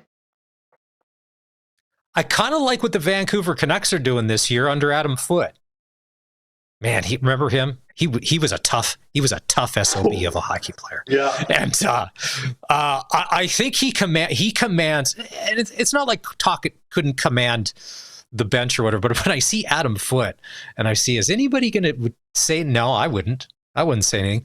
I like what they've done. They're playing with some juice and some pep, and they look aggressive, and they're throwing the body around. Even Elias Peterson seems to be invested or interested, at least in the first couple of games that I saw.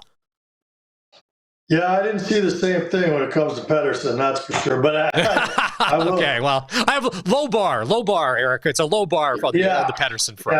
Yeah, baby steps. Look, I do think they'll bounce back to being better than they were last year. I mean, somewhere between 2 years ago and last year is where the real Vancouver Canucks will probably finish this year, in my opinion, which means that they'll challenge for a playoff spot right till the end. I'm not sure they'll make it, but I think that they're going to be right there.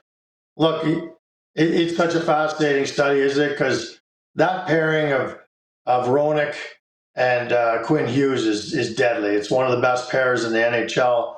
And with that as one of your bases, and Demko has looked fantastic so far this year. Yeah, he has. That'll carry you a long, long way if he returns to old form. And up front, they do have enough talent and enough emerging talent too. So, look, I always say they traded the wrong guy. They traded JT Miller because he cared too much, and they kept the guy who cares too little. And I still think that that's a big problem. I think today he came out and said that he's got to be better.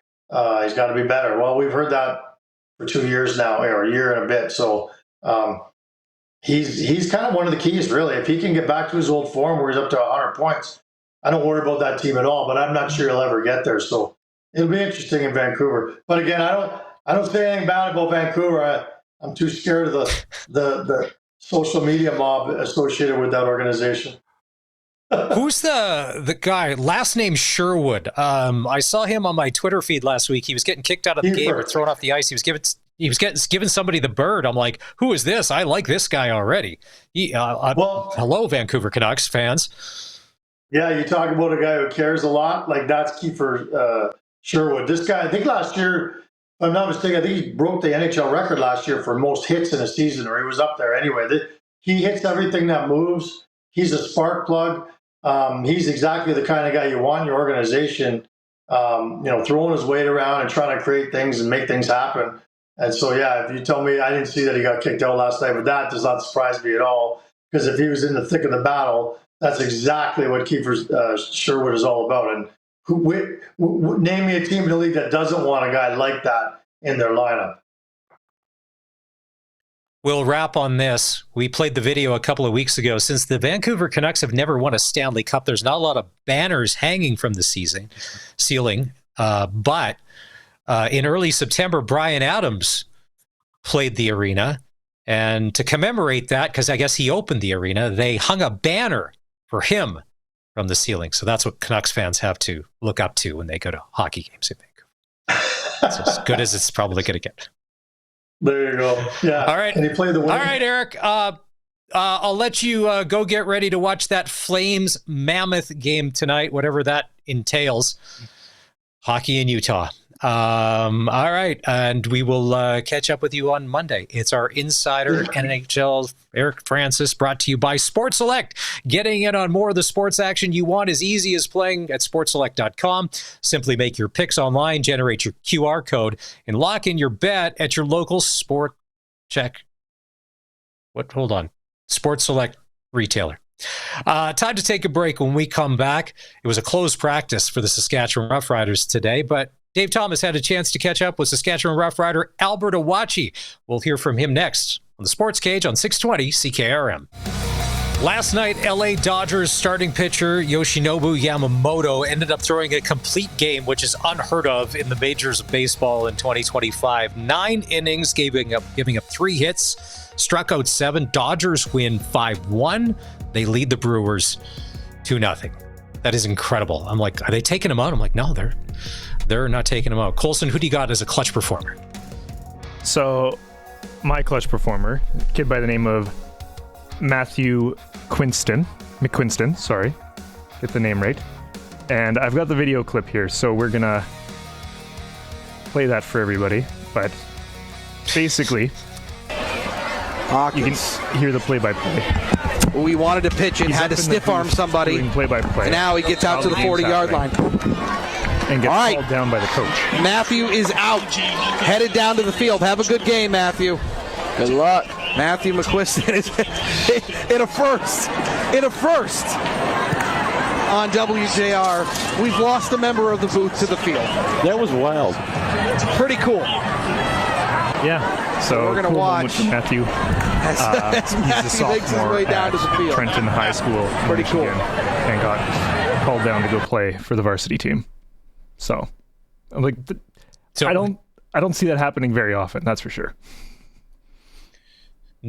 I think the closest thing, we asked Andrew Harris about it, like if things got crazy for the Riders injury, could he suit up? But I guess there's a rule in the CFL. You can't, if you're a coach, you can't play. So that kid was in the broadcast booth doing the game, but he had his uniform on, and the coach is like, all right, we need you, come suit up. It's a good thing. If you saw the video, he didn't have shoulder pads on, but before they put him in the game, he ended up putting his shoulder pads on. Yeah, he got fully fitted for it. But so does this mean, technically speaking, then Dave and Luke can maybe go down and play if needed? Because I don't think anyone would complain to having Luke back in the lineup, maybe even just as a hype man. I don't know how Dave would help us, honestly. But I think, because we've asked Darian and we've asked Charleston, I think if you asked a lot of former players, even if it's 4, 5, 6 years on since they played, they probably always say they could in a certain situation. I think Darian said he could stand in there and sling it. He couldn't run anymore. Yeah, and then Luke like always says, whichever guy says that is lying. Yeah, like Charleston said he could get at the quarterback, but he ain't going to be chasing anybody down the field. Yeah. So I totally get that. That's your clutch performer for Nick's service. Saskatchewan Roughriders on the road on Friday. They'll take on the Winnipeg Blue Bombers. It's a must-win situation for the Bombers as they're fighting for their playoff lives. They've been in and out of the crossover playoff spot. They're fighting with BC, Calgary, and the Edmonton Elks, who are nipping at their heels now. So it's going to be a big game. After practice today, Dave Thomas had a chance to catch up with Saskatchewan Roughrider Albert Awachi. Albert Awachi got one of the best smiles in the entire league. It never phases you or seems to leave your face. How much fun are you having this year? First off, I appreciate that, Dave. I'm having a lot of fun out here, just being with my boys here, with the great staff here in Rider Nation, just, the electricity at the stands giving me every time I come out that tunnel. So it's always great energy here, and I'm always fortunate to be here. How are you feeling at this point of the year? I know you've been battling on and off throughout the course of the season, but where are you at individually? I'm feeling optimistic. I think the timing is just going to work out how it does. We have a great group in there. We can really rely on each other. Really internal competition in there as well. We push each other. We get advice from each other. So it's a great room in there. I'm not worried whoever's out there. And if I'm out there, I'm going to do my best thing. So I think it's good timing. We're clinched the playoff, but we got to focus on 1-0 this week, and that's where my mind's at now. A lot of people point to the fact that how this team has gone ahead and really committed to run the football. How nice is it to know that, hey, we're going to get an opportunity to smash some mouths? Absolutely. That's always a nice thing to do, especially when it gets colder. Winter, that's what the playoffs are about, smash mouth football. You look at the past couple seasons, most of the teams that have been in the Grey Cup have been really relied on their run game. So we've established that. We want to keep establishing that as the 4 point and definitely set the tone for that. And also, everyone else in the receiver room can do their thing too. So there's a lot of ways that we can stir up a win. 2019, some people look back and say, wow, it's been 6 years since this team hosted the West Final. You were on that team in 2019. Can you draw comparisons between that team and this team and where you're at right now? Yeah, so comparisons, all right, so there was, you got AJ to Olette, both of them finished pretty much All-Stars, I'm pretty sure, top of their class, and then we had, I think different quarterbacks, both number 7, different flavors, I'd say. Trevor, he's more like a general in the huddle, whereas Cody is more like he had like a motivational in the moment type of vibe, but here it just feels like we're more in control, more composed. So many all-stars from different teams. I remember my battles against Calgary with Mike Rose, and now he's on our team. Or battles with Hamilton when Michael Johnson was there. Now he's with our team. So even the defense and the offense, you can see there's veteran presence all the way around. Obviously, Yosh being one of them, Ferlin being one of them. So just a lot of better communication and a flow throughout the offense. So having experienced getting a bye and into the Western Final, how important is that? It's definitely important. You know, we have some banged up players, but we also have players stepping up too. So the more time that we have to really flex our playbook and just see what everyone can do, get everyone comfortable, get everyone familiar with each other, that builds up into that first round of the play or second round in the playoffs for us. So, yeah. So if you go back to 2019, you had an opportunity to prepare and understand what you needed to do to get your body right and to get the team right. How much experience can you draw on for that here in 2025? Yeah, I know with that 2019 campaign in the playoffs, I know there was a lot of short yardages that definitely hurt us. I think there was 4 or 5 of them that we're struggling with. Even the one at the goal line that hit the bar, that's one of them. I think now we've hit maybe 7 or 8 straight short yardage plays. So I think we've definitely locked that down. And plus, we have a lot more explosives as well compared to that 2019 team. So I think going into this campaign, I think we have, like I said, a lot of ways to carve out a win, and we can rely on any asset of it. So you go back to the player you were in 2019. How have you changed? Yeah, just more experience. I think the game has slowed down for me. 2019, I was just ruthless, but there was a little more bit of a tunnel vision. You know, I was a little younger. It was my first season starting, whereas this season is going into year 8, year 9. I think this is more like I kind of see the full picture. I can see what the defense blitzing from miles away. I know the tendencies. I know how each player on defense play off of each other. Like I said, Coach Harris has us in there really studying really hard, looking at the film, so we know how the one half works off the other half, or how the rotations work, or how they roll coverage. So we definitely have a better scoop going into the game with the insight that we have prior with our preparation. Last year's West Final was in Winnipeg. You get the opportunity to host the West Final here at Mosaic Stadium. What does that mean? I mean, that's what you plan for that when you start the season. You want to go have a strong start, strong middle, and finish strong. So having to be able to clinch it 2 weeks prior to the season ending, I think that says that we're stepping in the right direction, but we still have a lot more to do. And it starts here with 1-0 against Winnipeg. So I guess with the possibility that you may want to run a seal block on me or something, I'll ask this. This isn't a meaningful game. This is a big stretch for the team as you head down towards the playoffs, right?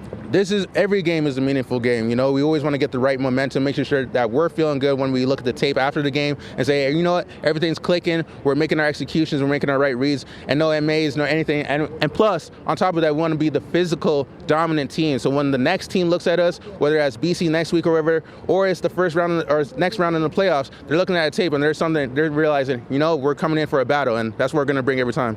Thank you for not getting physical on me, Albert. All the best. Appreciate you, Dave. Thank you.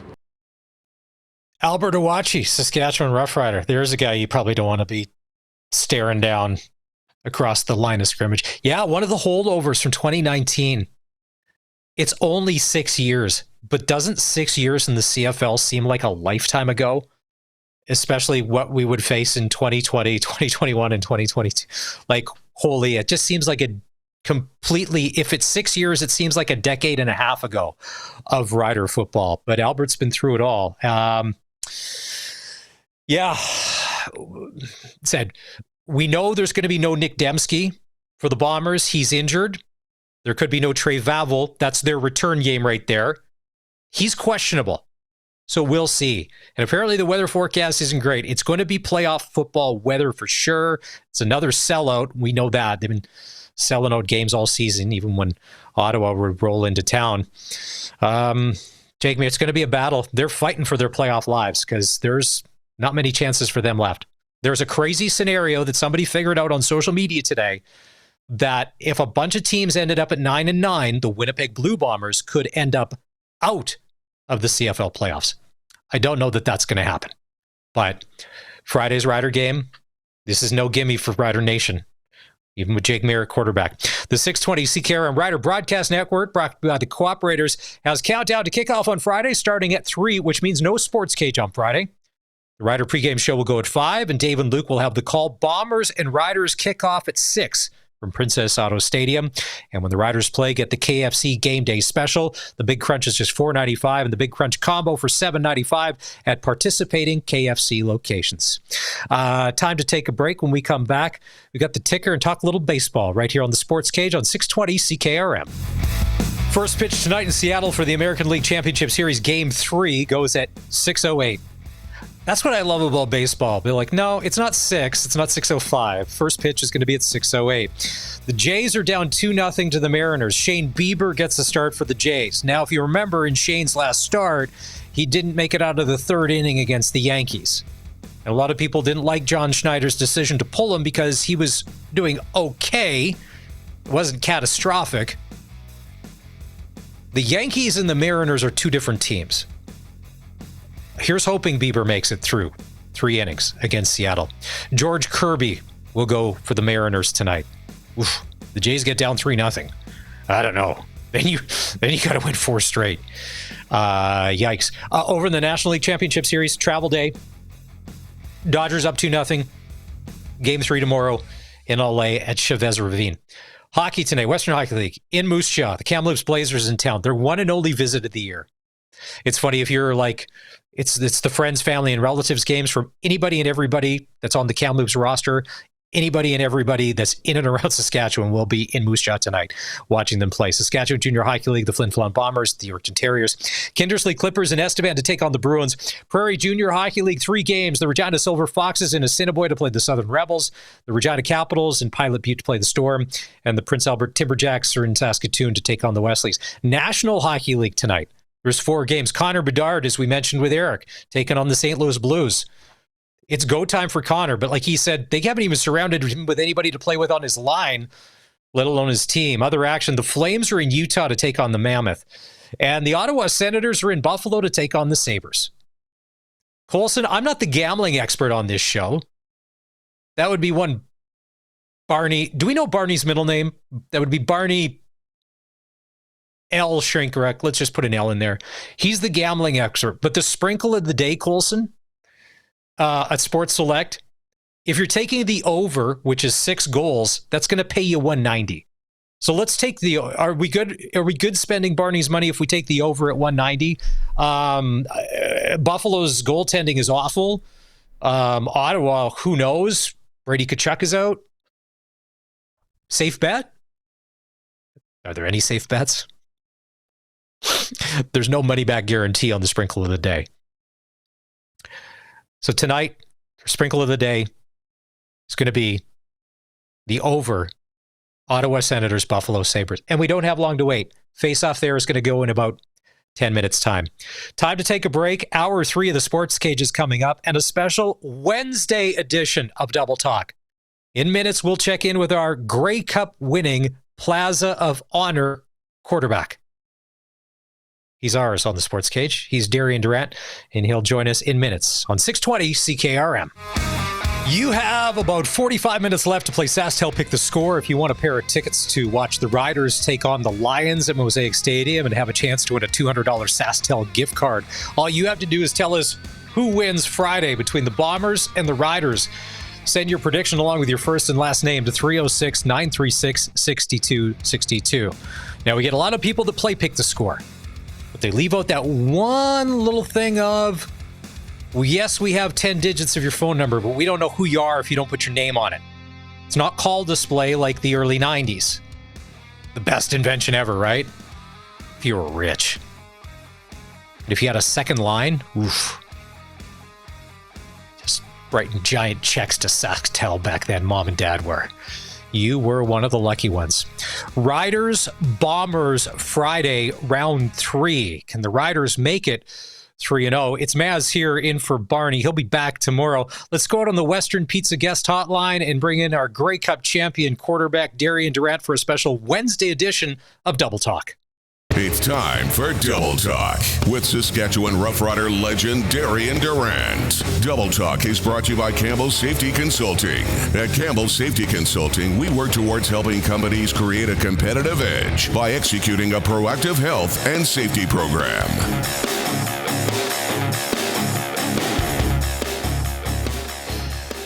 There's our guy Doubles. It's a little chilly in Regina today. It is a mid-October, cloudy, cool, 8 degrees. What's the weather like in Florida today? Darian, give us a little update in FLA. Beautiful and sunny. Mid-80s today, which is perfect. Not too hot. Slight breeze off the water. It's just amazing. But you've said when we've chatted before, you like this time of year weather in Saskatchewan because you're a guy that would sweat a lot. So when it cooled down a little bit, is this some of your favorite football weather, about 10 degrees, not a lot of wind? Oh, that's perfect. That's what football is to me. Cool, not too hot, and you don't have to worry about the electrolytes that the guys have to use and all this extra stuff you have to do when it's super hot outside. So football weather to me is just cool, nice little breeze, and a jacket for the fans. That's perfect weather. As a quarterback, did you ever wear a glove on your non-throwing hand when it got cold? Early on in my career, I did. And, I just did that more so for grip. But, as technology improved and over time, they made the hand warmers that you were able to put inside the packs of hand warmers that you were able to put inside the actual hand warmer. And it kept my hands warm and kept a good grip on the football. So early on, before the technology was passed and you had to do what you had to do, the glove was the best way to go. All right. Your former teammate, Ryan Dinwiddie, and his Toronto Argonauts showed up Friday at Mosaic. They played a gritty football game, and they hung in there. I thought the Riders, it was going to get out of control. No, they had other plans. That was a team. They were playing with pride. You could tell, it meant something to those guys, even when they knew they weren't going to win. Yeah, I mean, look, I always said that some of the toughest games you're going to play it's against teams that have nothing to play for really as far as the standing goes, but they're playing for everything because of their livelihood. Their jobs are on the line. So I expected Toronto to come out and put up a huge fight just like they did. These guys get paid. They're pro athletes as well. And, they have something to play for. They want to put some good tape on film moving into the offseason. You never know who's watching. GMs definitely take a look at these games and see who's playing hard and see who from other teams they could use to fit their scheme. So you're not just playing for your job and the team you are on at the moment. You're playing for every team across the league. Now, Seth Daggy was a one-time Saskatchewan Roughrider, and Jarrett Daggy told the story about when they came and they met you. I have ultimate respect after watching him on Friday. Was taken out of the game a couple of times. He hit his head, concussion protocol, all of that. Do you remember the story and meeting a young Jarrett Daggy when you were a rider? I do. Actually, myself and Seth, we became pretty close, because a lot of the times, us older guys, we don't really take in the younger guys with warm feelings and regards and help these guys out. But Seth, it was just something about him, man. He was hungry. He was a young guy who just wanted to learn. And, and that's what kind of attracted me to Seth. So, just watching his brother out there, the toughness, he's showing everything that I saw in Seth. And, I wish Jarrett much luck going forward because, he's shown some flashes of being a good quarterback in this league, and I hope he can build on that. Riders win 27-19. They lock up the West Final at home. Checked box. Boom. Then the news comes out yesterday. Jeremy O'Day and Corey Mace get extensions. Another checked box on the Rider Nation list. Those were no-brainer moves, were they not? Those extensions?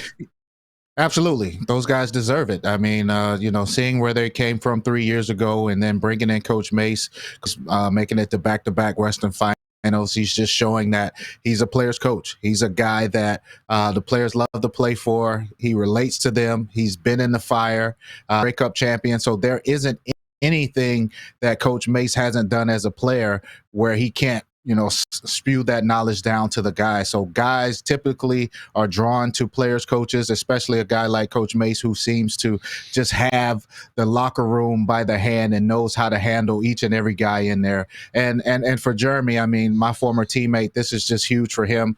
I want to congratulate him on air because this is well-deserved for Jeremy. Coming from the Chris Jones era into where he is now, coming into his own, having the guys and the roster that he pretty much put together, and now he can finally say that these are his guys. So super proud of Jer and Coach Mace, and well deserved.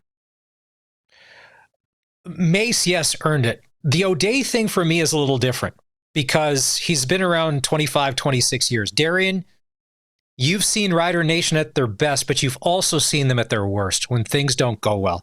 And Jeremy has had to live through that. Like, I can't imagine when you guys couldn't leave your house when things were going bad. You can't go to a grocery store. You can't go to a restaurant. Imagine being the general manager of the Saskatchewan Roughriders. So there was a clip yesterday, and you can tell he was getting emotional. Like, he's been through it all and come out the other side and stayed classy. That's probably, and it's probably incredibly hard at times, Darian. Like, you've had people in your face telling you that you're no good. Like, how hard is that? No question. It's very hard, but Jeremy's been through it. When you've gone through it as a player, you pretty much have a good feel for how the fans are, how everything runs in Saskatchewan. You understand the amount of pressure that's on you, not only as a representative of the province. So he's been through it, and then to have his head being called for a few years ago, people wanting to run him out of town, saying that he's not worthy of the job, that he was just handed the job. So I'm just glad that he was given the opportunity to show what he could do with his guys. He has his guys in there now, and he's showing that, once you give him full reign and he can do things in his way, he's worth every dollar that he's getting and the extension that he has. So, congratulations to Jeremy, man. He is well deserved. 17 of his draft picks are on the roster. If that's not putting a stamp on the team. So, Darian, this is an off-the-cuff idea, and I don't know what your plans are like, but how about we fly you up to Winnipeg Friday? We do a little autograph signing before the game for all the Rider fans that are going to be making the trek to Winnipeg. Are you up You're for trying it? to get me in trouble. No way. Is the passport? I don't want to. No. I don't want to get into that hostile environment. Not now. They have so much to play for. They're counting this win, so I do not want to be sitting outside of that stadium, with an environment that's going to be like Friday night. Oh, they're fighting for their playoff lives. Jake Mayer is going to start in place of Trevor Harris. AJ Ouellette is going to get rest. But from the Bombers side of things, Zach's going to test that secondary. There's some new guys back there. He's going to do that, and they're going to want to get the run game going because it's supposed to be like cloudy, rainy, and 8 degrees. That's running the football weather. Yeah, this is what Western football is like come October, November. This is what I talked about back in May when it comes to the best teams in the West. We're going to see what they can do when the weather gets cold. You can't throw the ball. It's windy. You can only throw the ball for possibly 2 quarters. You have to establish some sort of run game. And, this is right up Winnipeg's alley. And like you said, this is a game that they're going to do everything in their power to win. And, it could possibly have been a trap game or tough for the Riders if they had played their starters, because I just think it'll be 2 different type of intensities between those teams. And, you don't want your starters to go out there after you've clinched the West. You have nothing to really play for. And you don't want to go against a team that's has everything on the line. The Edmonton Elks are in BC on Friday. And the Elks are writing a nice story, keeping their slim, but they're there, playoff hopes alive after beating Winnipeg last week, 25-20. But they're going in to play the Lions. And the Lions, this is as good as they've looked all season. But Cody's a gamer. You got Nathan Rourke. Let's start with Matthew Betts. When you knew there was a defensive end or a D lineman that was kind of in the zone and on fire, what did that do to you to a quarterback? Because it seems like right now Matthew Betts is a bit unstoppable. How would you approach a guy that was on a hot streak when you knew he was lined up across from you? Well, during the week, I'm sitting down with the offensive coordinator and seeing how many quick passes, screens, swing passes to the back out of the backfield, things that could get the ball out of the quarterback's hands. I mean, how many of those do we have on the play sheet? Because you do not want to sit in drop back football against a guy who's playing the type of football that Betts is playing. So I'm sure, but Cody's known for getting rid of the ball fast. He doesn't hold on to the ball a lot. If he does, he gets out of the pocket. So I don't really expect a change of game plan for Edmonton. You just have to know where Betts is at all times, because he's a game wrecker for sure. It does. It seems strange that when there's 24 players on the field, but yet one person can like dominate and wreck a game plan. He seems to be it. Nathan Rourke, and last hour when we were chatting with Dave earlier in the show, we love the arm, but it seems that he's getting smarter when he chooses to run. And that's kind of made him extra dangerous, because it's not just running with reckless abandon anymore. Does it seem like he's picking his spots? Definitely. I mean, he's learning from Buck. I mean, watching Buck Pierce throughout his career, when we were competing against each other, he took some vicious hits.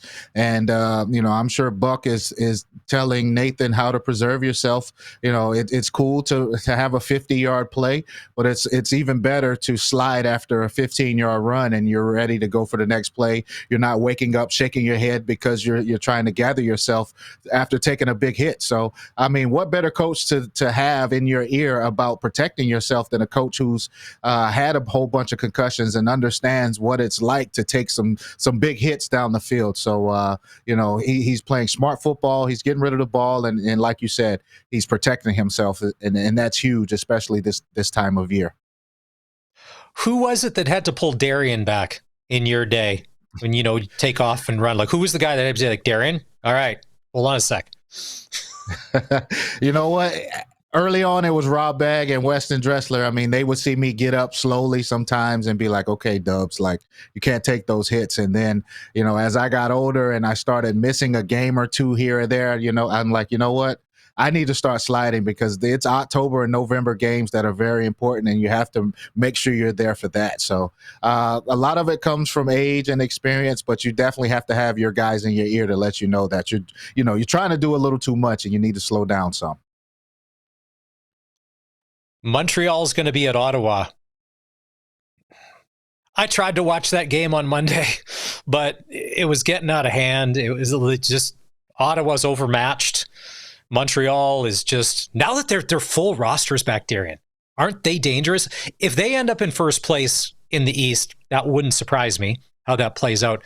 They, to me, seem like the most complete football team in the CFL right now, where all three units are doing what they need to do. Nothing against the Saskatchewan Roughriders, but offensively, we're not necessarily clicking on all cylinders. Montreal seems to be doing it all on all three cylinders. Yeah, they've gotten their quarterback back at the perfect time. I mean, the last 4, 5, 6 games of the season, that's when you want to hit your stride.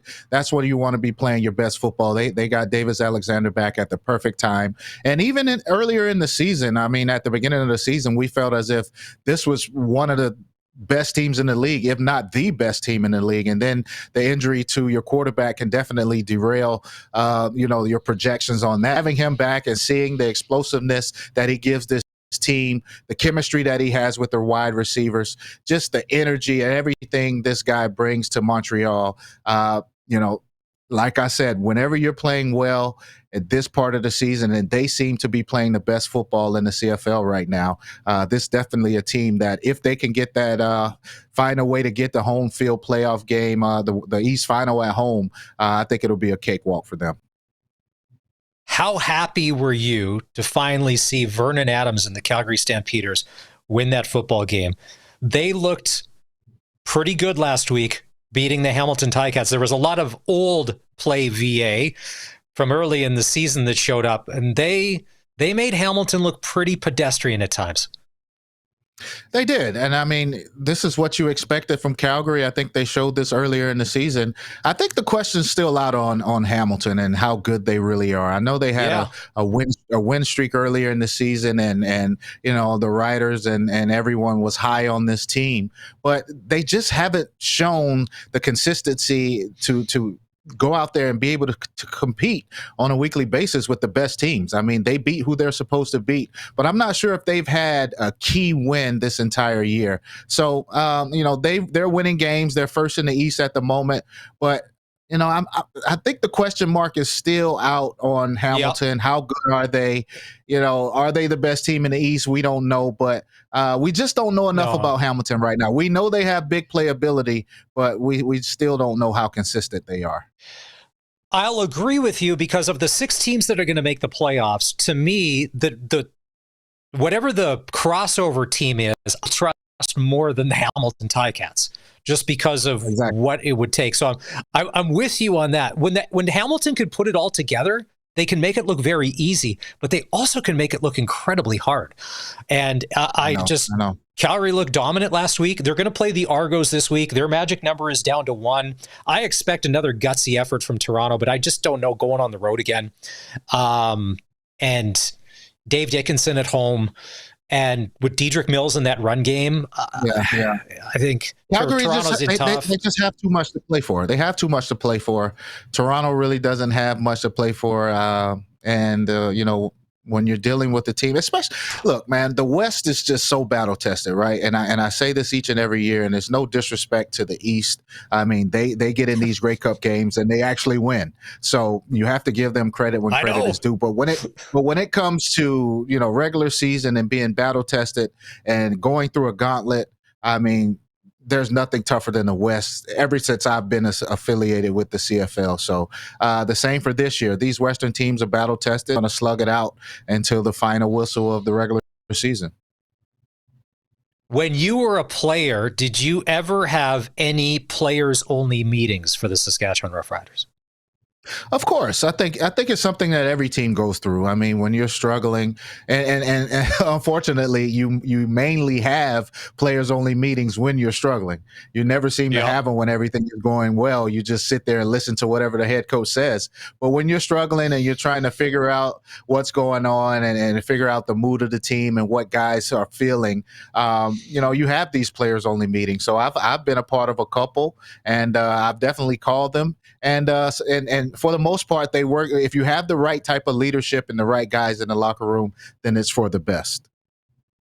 Well, because your neighbor, Tua Tagovailoa, and you've probably seen this clip, after they lose last week to the Chargers, he comes out and said, guys are now skipping the players-only meetings, which they've had multiple of. Like, you're shaking your head right now. Should somebody just tell Tua, shut up, and tell the PR staff, do not get this guy in front of a microphone. He is killing us. Yeah, I mean, Tua should get the feel from the guys and know that he has to shut up. I mean, whenever a guy doesn't show up or shows up late to a players-only meeting, then that just means he doesn't respect the quarterback or he doesn't respect whoever called that meeting. So, I mean, Tua should just take that as he's just lost the team. I mean, I don't think he's playing well enough for him to even call a players-only meeting. I mean, he should be one of the guys in the back of the meeting just sitting there listening to the guys and raising his hand saying that he needs to improve his play, because the way he's playing, he has no right to call a meeting and try to motivate other guys when he's one of the weakest parts of the team right now.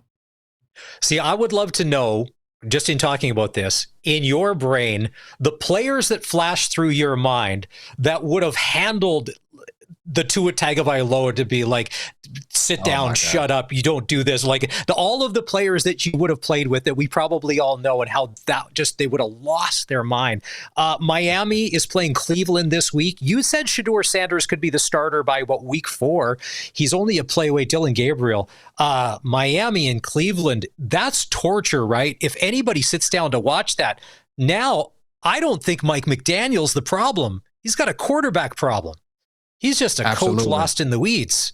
If they lose to Cleveland, do you have to blow that up and get rid of the coach and the quarterback?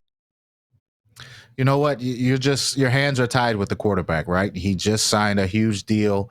You get rid of Tua, you take a major cap hit, and I mean, who are you going to put in his place to even get half of the type of production that he's given? I mean, you can sit there and say that because he's struggling, you should just put another guy in there. But look, it's so hard to find a quarterback that can have some success in the NFL. So you can't just get rid of a guy, let alone a guy making over $200 million. So, I mean, look, I think the team has just, It's just done. From the GM down to the head coach down to the quarterback, everyone seems to have just lost this team. There's no respect. The guys don't respect each other.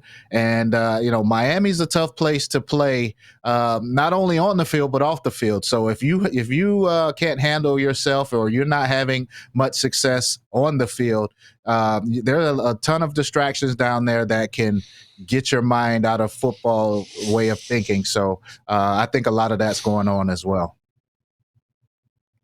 Why don't we just trade for Joe Flacco and the Cincinnati Bengals are down with him in a couple weeks? I love that story. I love that Joe, because he said you only get a chance to play in the NFL once, and when that's over, it'll be over for good. And I'm going to keep going as long as I can. There's some juicy games this week. I like that Rams game taken. I ever since Jacksonville was on primetime football, I'm a Jags fan. They're going to be playing over in England. You've got the Eagles at the Vikings. That's good this week. How about those New England Patriots? Commanders, Cowboys. Darian, the other night, how bad do you feel for Jaden Daniels? It was a wet ball.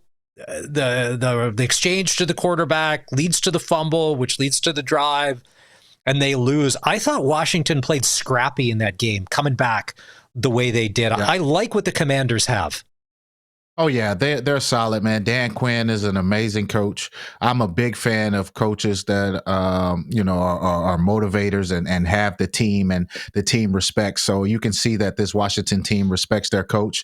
And, you just feel bad for Jaden Daniels when it comes down to a play like that. The quarterback center exchange is something that should be routine, and when it's not, it's just a huge letdown. So you feel bad, but he's a good quarterback. He'll bounce back, and this will be a good game in Dallas. Dallas still has hope at the division with Philly losing and only having 3 losses. So as bad as it seems for the Cowboys, they still have an opportunity to get atop of that division. Monday Night Football, Tampa Bay at Detroit. If you had a vote, is Baker Mayfield up in your voting system for most valuable player this year in the NFL with what he's done so far through 6 games?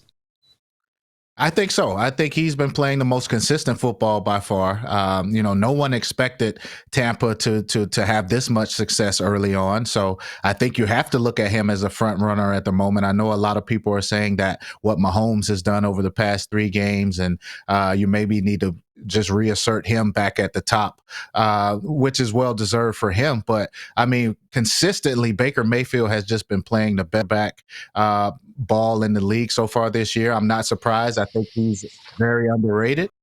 And, this will be a great game between Tampa and Detroit, 2 Titans and 2 of the best teams in the NFC going at it, and should be a good one. Okay, so just to confirm, we're not buying you a plane ticket to Winnipeg for Friday. I just want to let you know, just in case like one of the travel coordinators listening. All right, no, that's a no. Okay. The special. Hopefully I can be in Winnipeg for the Grey Cup instead. That'll be a better trip. Nice. When we can rub it in a little bit more. No one's expecting the Riders to win this game with all the starters that they're sitting out. So it'll be better if I'm there when we're favored. When it matters. Something. Exactly. All right, nice. It's Double Talk, special Wednesday edition with Darian Durant. As always, sir, we appreciate your time. We're going to take a break. When we come back, we're going to hear from Mario Anderson Jr., who will be the starting running back for the Saskatchewan Roughriders, as AJ Ouellette is one of the players that will be rested on Friday against the Bombers. This is the home of Rider Radio, 620 CKRM. 4 games in the NHL tonight. One of them is underway. The Buffalo Sabres leading the Ottawa Senators 1-0 with about 6.5 minutes to go in the first period. Still to come tonight, the Calgary Flames will be in Utah to take on the Mammoth. That'll be a 7:30 face-up. Western Hockey League action. The Kamloops Blazers are in Moose Jaw to take on the Warriors. Pat's back in action this weekend. Saskatchewan Junior Hockey League, Flin Flons at Yorkton, Kindersley at Estevan. Prairie Junior Hockey League, the Regina Silver Foxes are in Assiniboia to take on the Southern Rebels. Regina Capitals and Pilot Butte to take on the Storm. And the Prince Albert Timberjacks in Saskatoon to play the Wesleys. Face-off there goes at 8 o'clock. Major League Baseball, the American League Championship Series in about a half hour's time, exactly a half hour from now. First pitch is at 6:08. Mariners, Jays, Shane Bieber, George Kirby. Mariners leading that series 2 games to none. Colson, I'd have to say that so far, people playing Pick the Score on this Wednesday afternoon have been very down to earth about what the situation is on Friday night. The Riders are going in. They're resting a lot of starters. Jake Mayer is a starting quarterback. Winnipeg's got a lot to play for. And a lot of people are picking the Bombers to win. I am one of them. If I am wrong, I am happily surprised, but I think the Bombers do win because they're playing for everything. We're playing for not nothing, but we're playing to keep guys from getting rusty. That's really it. We're playing to make sure guys are staying active, staying warm, staying in game shape, right? Picks the score has been pretty even between close Riders wins or less close. People taking the Bombers. There's no blowouts being picked this week. No one's expecting a 50-5 kind of game. Now, normally earlier in the season, Rider fans, just to let you in a little inside baseball in the text line, any of those other Bomber Rider games this year, it's 99.9% Riders and the scores are huge. But for whatever reason, everybody, I don't know if it's a turkey hangover from Thanksgiving, goes, well, wait a minute. We could get some bad weather and Riders could be in tough. I think Bombers it's just because everyone wants to win the Sastel gift card, right? Because they know, they know we're easing off a little bit. So they're playing the odds instead of just playing with their hearts. But by the way, Roscoe texts in. He said you should probably update your background. It looks like a dungeon or maybe the bottom of a well, just with the brick background there. Could be either, Roscoe. I mean, you got to keep them listening. There's all sorts of scenarios there that we can come up with. So pick the score. All right, this would be last call. First name, last name, and your prediction for Friday, 306-936-6262 on the Prairie Land Rentals text line. If you don't include your name, we don't know who you are. And everybody has 19 jobs these days, so we don't have the time to track you down. So we do know that A.J. Ouellette won't be playing Friday in Winnipeg, but starting in his place will be Mario Anderson. And Dave Thomas, voice of the Riders, had a chance to catch up with Mario after practice today. Mario Anderson Jr., you've been getting a lot of first-team reps. What does it mean to get back into the lineup and given an opportunity perhaps to carry the ball and be a lot more involved in the offense than what you've been thus far? Anytime, coaches, my teammates able to trust me to be able to go out there and make a play for the team to help us execute and win, it's a very good feeling. Just everything that I worked hard for, learning from AJ, Thomas, and Coach Harris and everything, just being able to maximize my opportunity as much as I can every single chance I get. Talking about the chances you get, at one point this year you could see that you wanted to make sure that you were in on every single rep possible when you were talking off the field. Hey, I'm not missing a rep. I want to make sure I go. How important is that to you in making the most of those chances, and does it add extra pressure to you? No, I don't believe in pressure. My coach always told me in high school, pressure bust pipes to create diamonds, and I always live by that to this moment. So that just helps me be able to seize every moment that I can get, and ultimately give glory to God. To be honest, pray for moments like this, be able to come out here at a professional stage, when my teammates believe in me and everything, my coaches believe in me. It's just a really good feeling to go out here and just execute and be part of the game plan and go out there and play. If you were to count back and go back to May when you arrive in rookie camp, how much have you changed and how much have you grown to understand this game? Oh yeah, most definitely. I've changed, personally as a young man, a lot. Just every single day I'm trying to put that foot in front of the next one to keep growing. And just the game as a whole, there's a few rules and different things that I'm still trying to get used to, but for my first year out here, I think I've adjusted pretty well. You've got a running back room with A.J. Ouellette, who you mentioned, and Coach Andrew Harris. What have they been meant to you, mentoring you this year? Oh, yeah. A.J. Ouellette, man, he's like a big brother to me. He does everything the right way. He's a real pro, and I learned a lot from him. Coach Harris as well. Coach Harris, he's a future Hall of Famer here in this league. He's dominated every single year he's played in this league, and just to have those two guys, a guy that's in front of me playing right now, and also someone who's coaching me at the same time, I get two different point of views that are great point of views at the same time. So I get the best of both worlds having those two in the same room. I'm pretty sure that I don't have to convince you on this, but some folks have mentioned to me, boy, it's a meaningless game in Winnipeg this week. it's not meaningless, I would suggest, to anyone in wearing green and white right now, is it? No, sir. No, sir. Every time that we get to go out on the field and compete, we have a chance to go 1-0, so we're going to go out there and dominate. Is it a statement opportunity as well for you individually as well as the team going into Winnipeg for already a second time in the regular season, third time overall? Anytime, whether it's me, myself, or anyone else on the team can go out there and step on the field, like I said, it's always an opportunity to go out there and showcase what you can do, not only for this team, for this province, but also just to be able to put it on tape and show that we can do as a player. Finally, before we let you go, as you look at this game against Winnipeg and you start to prepare, obviously you know what the postseason will look like for your team. Are there check boxes that you need to check along the way to make sure that you are ready when the opportunity presents along this stretch one for the Roughriders? I'm ready regardless. Whoa, nice. That's the only answer that we want to hear here in Rider Nation. Colson, that's Mario Anderson Jr. Now remember, he made the team out of training camp, but when they brought in Kadeem Carey, they cut him and sent him home. So he was just sitting around, and then unfortunately Kadeem Carey got hurt, and then he got brought back for a second chance. So you could hear in his voice how much he's cherishing this opportunity. And it doesn't look like he's going to let this opportunity go anytime soon, because he's our starting tailback on Friday night. Week 20 in the CFL.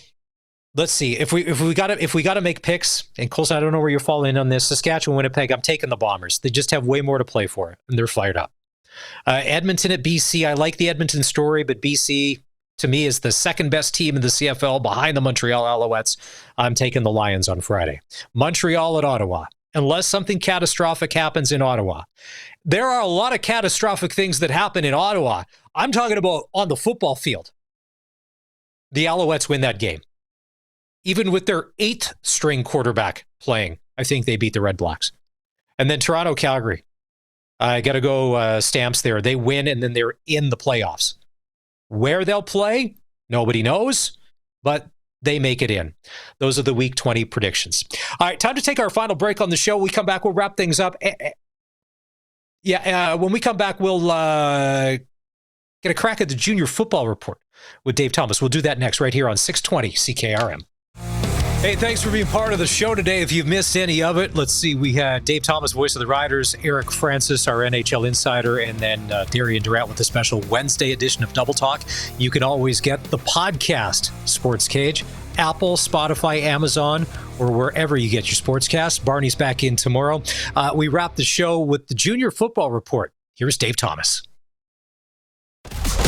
This is the SportsCage Junior Football Report with Dave Thomas. The semifinals are set in the Prairie Football Conference. On Sunday afternoon at Leibel Field, the defending champion Regina Thunder will host the Edmonton Huskies. The Thunder wrapped up a dominant 7-1 regular season with the 56-3 win over the Edmonton Wildcats last week. In that victory, the Thunder set a new CJFL single-game rushing record with 632 rushing yards. Thunder offensive lineman Caleb Barajas, who also practices with the Saskatchewan Roughriders, says that 632 rushing yards means a lot to the team. It means a lot. You know, the guys work really hard over the offseason, and just seeing them come together and be able to work together. And to be honest, our starters got pulled out at the half, so that goes to the whole O-line room, not even just starters, right? So that's great. It's a great feeling. Did anything not work on the afternoon? No, we opened up the playbook quite a bit, yeah. Including you getting an 11-yard score. It was originally called a pass reception, then turned into a running play. Explain it to me. Well, we kind of practiced it through the week. We didn't know if we were going to be able to do it or not because of the weather, but just shout out to the O-line, right? Like, that doesn't work unless the whole unit is doing their job, right?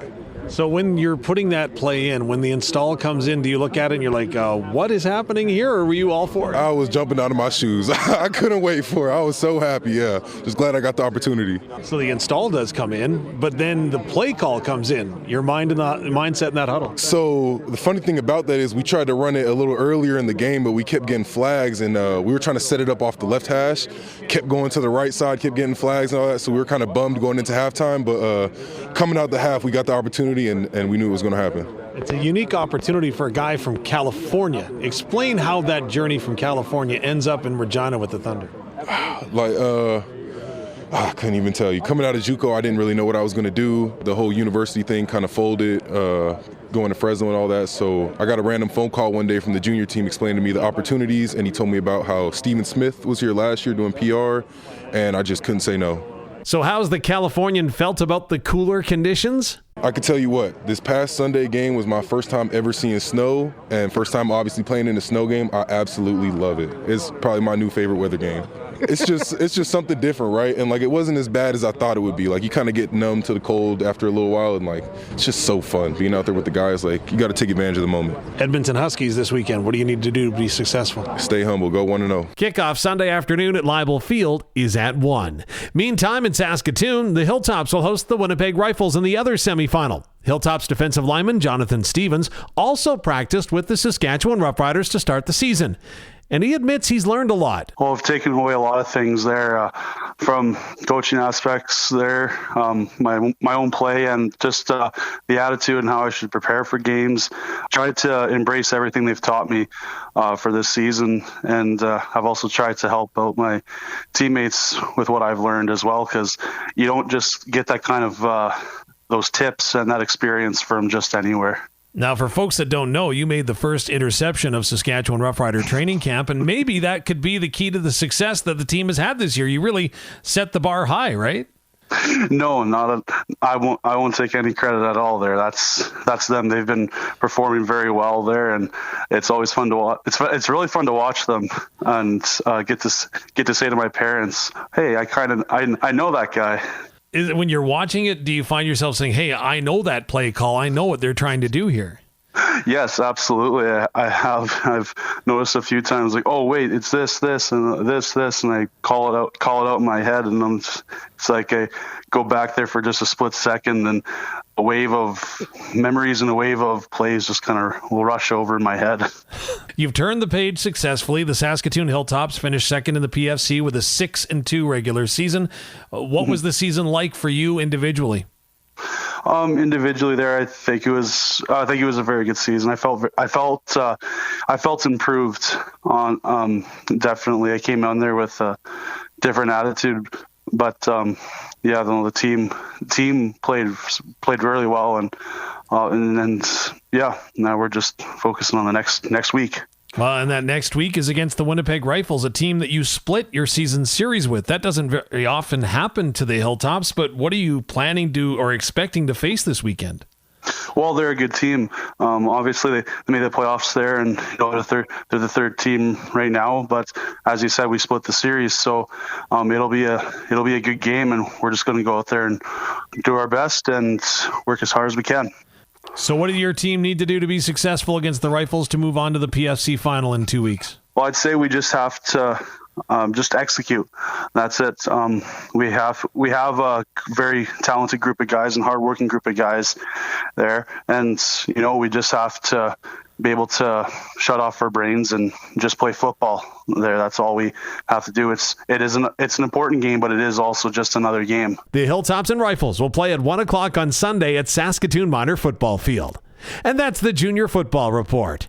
I'm Dave Thomas.